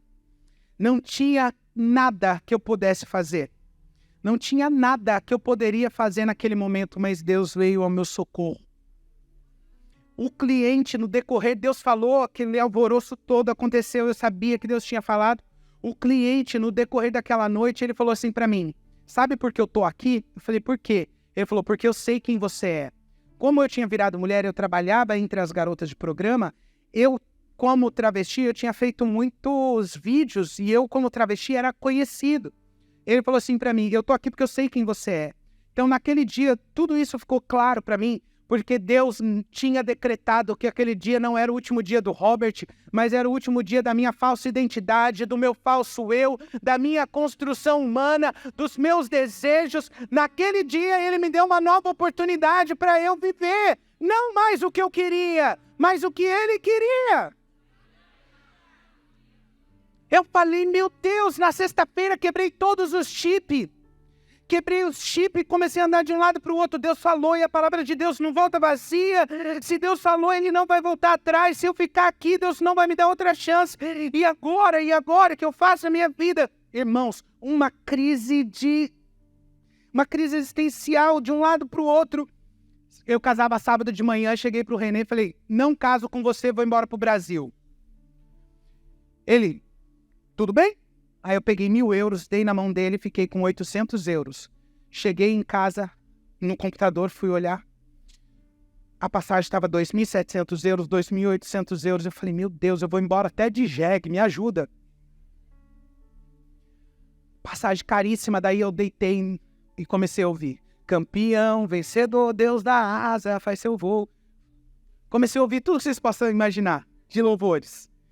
Um ataque no coração tão profundo de tudo que estava acontecendo, minha vida estava passando na minha frente. Eu falei, meu Deus, agora o que eu vou fazer? Eu fui. E dormi. Quando eu acordei, o Espírito Santo falou dentro de mim. Vocês estão ouvindo que eu estou colocando lugares diferenciados, né? Deus falou audível. O Espírito falou dentro de mim. Abre o computador. Eu abri o computador, a passagem tinha caído de 2.800 euros para 860 euros. Eu tinha 800, irmão, faltava só 60. Fui na casa da minha melhor amiga, cheguei na casa dela, Uli, estou indo na sua casa. Quando eu cheguei lá, falei, me dá 100 euros. Ela, que foi? Eu, não vou te dar satisfação da minha vida. Você só me dá os 100 euros. Ela me deu 100 euros, quando ela me deu, eu falei, tudo que eu tenho na minha casa é seu. Tudo. Aí eu voltei e falei, meu Deus, como que eu vou carregar o cartão pré-pago para comprar agora a passagem? Eu vou ter que andar a Roma inteira, o correio tá fechado. Beleza. Entrei no primeiro tabacaio, falei pro moço, quanto que tem de limite? Ele falou, 860 euros. Falei, toma Jesus. Eu entrei ali. Quando eu virei a rua de casa, eu falei, Deus, o Senhor quer me levar embora mesmo, né? Fui para casa. Cheguei em casa, eu tô perto ali da minha cama e eu falei com Jesus. Falei, Jesus, o Senhor quer me levar embora. O Senhor disse que vai me humilhar. A minha mãe é problemática. Meu pai é alcoólatra e o meu irmão é envolvido com PCC. Tem misericórdia de mim. Na hora que eu falei isso, o Espírito Santo gritou dentro de casa. Entrega o teu caminho nas minhas mãos, confia em mim, mas eu irei fazer. Na hora eu levantei a mão para o alto e falei, Jesus, eu entrego minha vida nas tuas mãos. Quando eu levantei a mão para o... Não tinha ninguém ali, eu levantei a mão para o alto, sem ninguém ver, sem a igreja ver, sem ninguém ver, do outro lado do mundo. A palavra de Deus não está presa no templo, ela está andando, ela está acontecendo, ela está alcançando, ela vai chegar. Ela vai se cumprir as promessas de Deus. Quando eu levantei as mãos para o alto dentro de casa, eu fui para o mesmo espelho que me afirmava uma falsa identidade. Quando eu olhei para o espelho, a venda do olho caiu. Aquele novo homem nasceu dentro de mim, eu gritei, some! Some, some, some! Eu olhei para o meu braço, para o meu pé, para o meu corpo, caí de joelho no chão e comecei a gritar, meu Deus, o que eu fiz com a minha vida? O Robert acordou, pum, voltou. Parecia que eu tinha vivido um sonho. Num passe de mágica. O coração nasceu de novo e eu olhei a minha natureza, amarrei o cabelo para trás, queria tirar a prótese na faca, mas não sou inconsequente, né? mas tirei a unha de acrílico no dente, tirei os esmaltes, tirei brinco, tirei tudo. Já fiquei com o cabelo amarrado. Homem, queridos, seguro, de peito, cabelo comprido e de saia, sabendo quem eu era. Ai de alguém se tentasse dizer outra coisa. Meu coração já estava regenerado, eu já era uma nova criatura. Filho de Deus! Peguei meu voo direitinho, Roma, São Paulo. Quando eu cheguei em São Paulo, minha irmã foi me buscar. Aí eu falei para ela, Jana, eu tive essa experiência com Jesus. A minha irmã falou assim, há 3 meses atrás o Espírito Santo mandou eu interceder. Eu não sabia o que estava acontecendo. Pedi demissão do meu emprego e fiquei numa posição com a minha casa inteira em oração. Meu marido sonhou que eu estava grávida de 9 meses e nascia um menino. Quem vai cuidar de você sou eu. A minha irmã abre a porta da casa dela com uma filha de 10 anos, uma filha de 12 anos, me coloca no quarto junto com as 2 meninas e ela falou, quem vai cuidar de você aqui sou eu. Você vem para minha casa. Meu cunhado como um pai para mim. Meu cunhado é alguém fora da curva. Minhas sobrinhas me tratam como se eu fosse o irmão. Minha irmã me trata como um filho. Deus deu essa família de volta para eu viver essa dinâmica. Mas pensem vocês, se eu estivesse na casa da minha mãe, eu ia falar para ela, a senhora só vive a vida que a senhora vive porque eu te sustentei muito tempo. Tudo que a senhora tem aqui foi como fruto do meu dinheiro. Mas quando chegou na casa da minha irmã, minha sobrinha de 10 anos olhou para mim e falou, tio, aqui dentro dessa casa o senhor vale menos do que o cachorro. Se contente com aquilo que a gente der para o senhor comer. Falei, Jesus, o Senhor me chamou, o Senhor me convocou, o Senhor me trouxe, o Senhor vai sustentar o meu coração. Deus sabia como triturar o meu coração. E Ele usou uma criança de 10 anos para triturar o orgulho do meu coração. Minha autossuficiência. Mas eu falei, estou disposto a passar o processo. Cheguei na segunda-feira. Terça-feira eu fui na casa das irmãs orar. Quarta-feira eu falei para minha irmã, vamos no shopping de Suzano. Vou cortar o cabelo. Cheguei lá, cortei o cabelo, coloquei a roupa de homem, amarrei a prótese e saí do shopping com a minha irmã. Na porta do shopping o cara me chamou de brother. Falou, brother. Eu olhei pra minha irmã e falei, uau, testificou. Ainda tava meio andrógeno, meio alienígena. Quando ele chamou de brother, não doeu, queridos. Não doeu. Jesus já tinha tratado, ele já tinha entrado, ele já tinha curado. Eu já sabia quem eu era. Com, sem, de um jeito, de outro, com cabelo comprido, não importava, eu era homem e era definido. Deus já tinha decretado isso no meu nascimento. Aí eu fui para casa com a minha irmã, entrei no primeiro dia no culto, a igreja em explosão. Ninguém pediu para eu fazer nada. Foi eu que fui fazer, porque o Espírito já estava colocando o meu coração nessa transição. Aí eu fui na cirurgia plástica, cheguei lá na doutora Sabrina. Falei, doutora, quero tirar a prótese. Ela olhou para mim e falou, nossa, Sabrina, você não pode fazer isso. A igreja precisa aceitar você como você é. Eu falei, doutora, a senhora não está entendendo? Não estou pedindo sua opinião, estou pedindo seu trabalho. A senhora quer fazer? Beleza, está aqui o dinheiro, eu pago. Faça bem feitinho, porque eu não quero ficar com nada de pele, eu quero ficar retinho, eu sou homem. Ela fez o trabalho dela, ainda mandei mais um. Depois. Ainda mando outros, para ela ver que Jesus ainda opera milagre. Aí eu fui, fiz, voltei para casa, pode passar? Aí foi nesse dia, eu não ia nem bater a foto, mas a minha irmã falou, vamos bater uma foto, filho, pra gente ter guardado. Aí a minha irmã foi, aí eu já tinha cortado o cabelo, porque foi a primeira coisa que eu fiz, corta o cabelo. Porque aquele cabelo não tinha definição para mim mais, o cabelo não simbolizava nada. Cortou o cabelo, sobrancelha ainda bem marcada, e tava ali com a minha irmã. A gente viveu essa experiência, fui para casa, foi a coisa mais maravilhosa não ter prótese, para a glória de Deus. Pode passar. Aqui eu com a minha irmã, a gente numa igreja ministrando, ela, que a gente olha, pensa que é uma senhora, uma moça jovem que lutou pelo irmão porque me amava. Quem ama luta, quem ama vai atrás, quem ama se entrega. O amor pressupõe sacrifício. Um amor que não pressupõe sacrifício é um amor egoístico. Pode passar. Aqui são os meus amigos na Igreja Batista. Pode passar. Aqui são os meus amigos, a gente fazia parte da liderança do JUCT.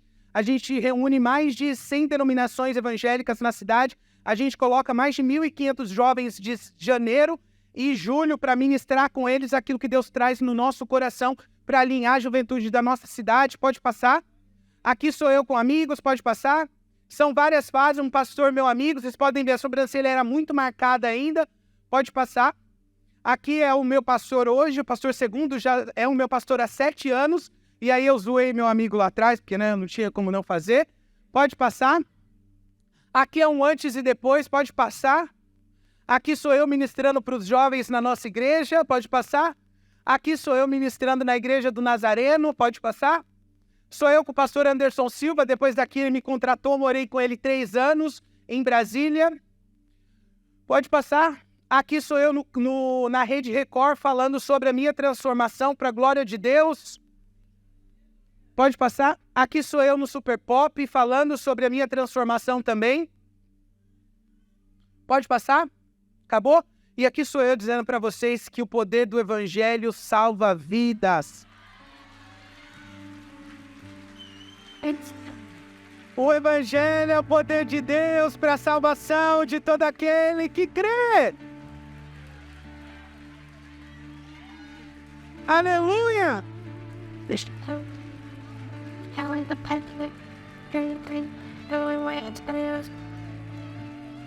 Queridos, o mundo não termina na queda. O mundo termina quando Jesus colocar todas as coisas nos seus pés. Ele fez isso.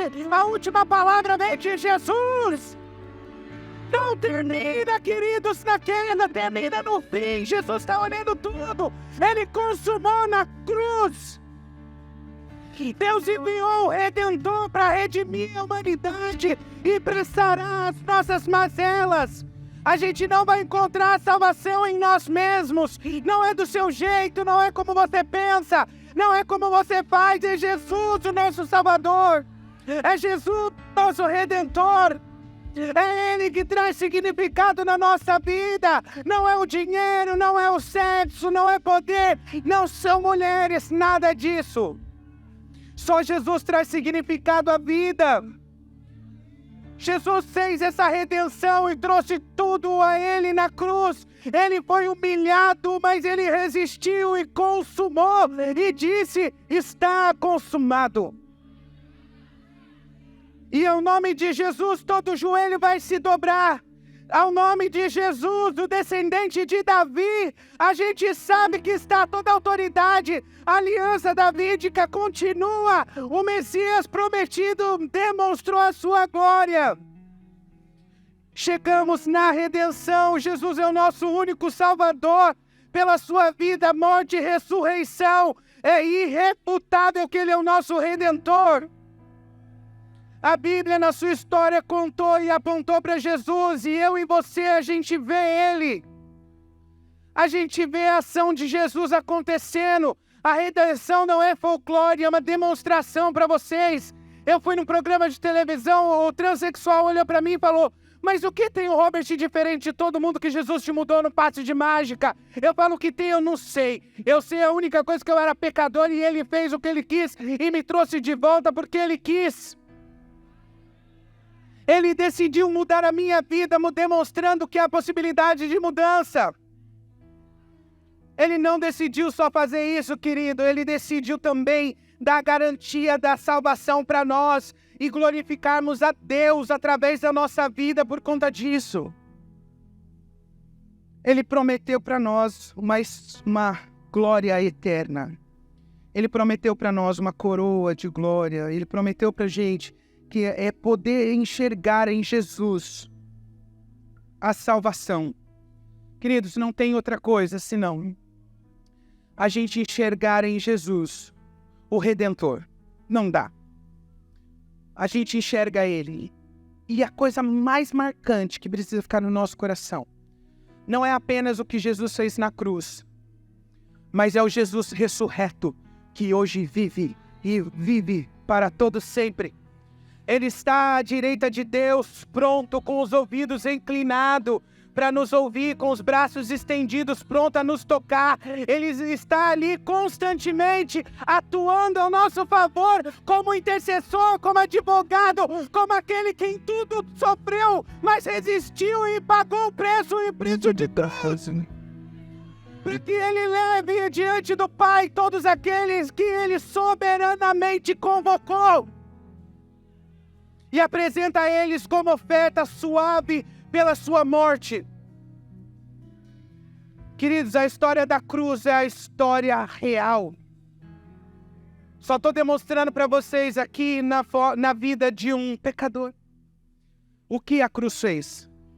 A cruz transformou a mentira em verdade, a vergonha em glória, a morte em vida, a desesperança em esperança, a condenação em salvação.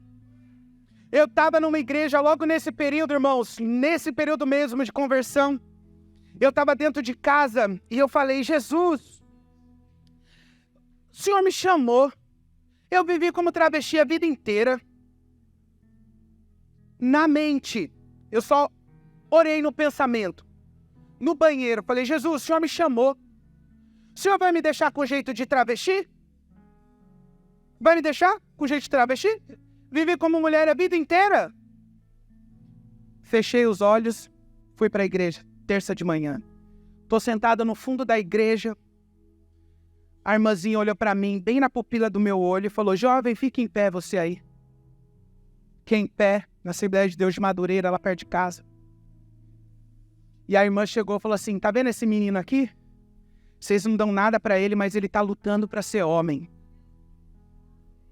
Lutando para ser homem é muito forte, irmãos. Olhando aquela realidade toda que vocês já sabem. E ela falou assim para mim: você estava no banheiro da sua casa e falou assim: Deus, eu vivi como um travesti, mas o Senhor me chamou e não me deixa continuar com esse jeito. Deus usou ela colocou a mão em mim e falou assim: sou eu Deus que te mudo hoje. Sou eu Deus que te mudo hoje. Assim como eu fiz com Ezequiel, vou colocar na sua boca um rolo, você come e engole. Vou te levar às nações e farei infinitamente mais.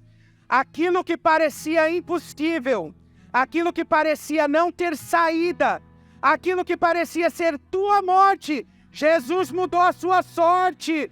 Você é um milagre, está aqui. Querido, as irmãs já tinham explodido na igreja. Meu Deus, eu não tinha mais joelho de tremer, porque a presença de Deus era enorme naquele lugar. E a minha irmã lá no fundo, Deus chamou ela e falou assim: durante 12 anos você orou pelo seu irmão, você achou que ele vinha no leito de morte e que ele teria o último suspiro e ia para a eternidade.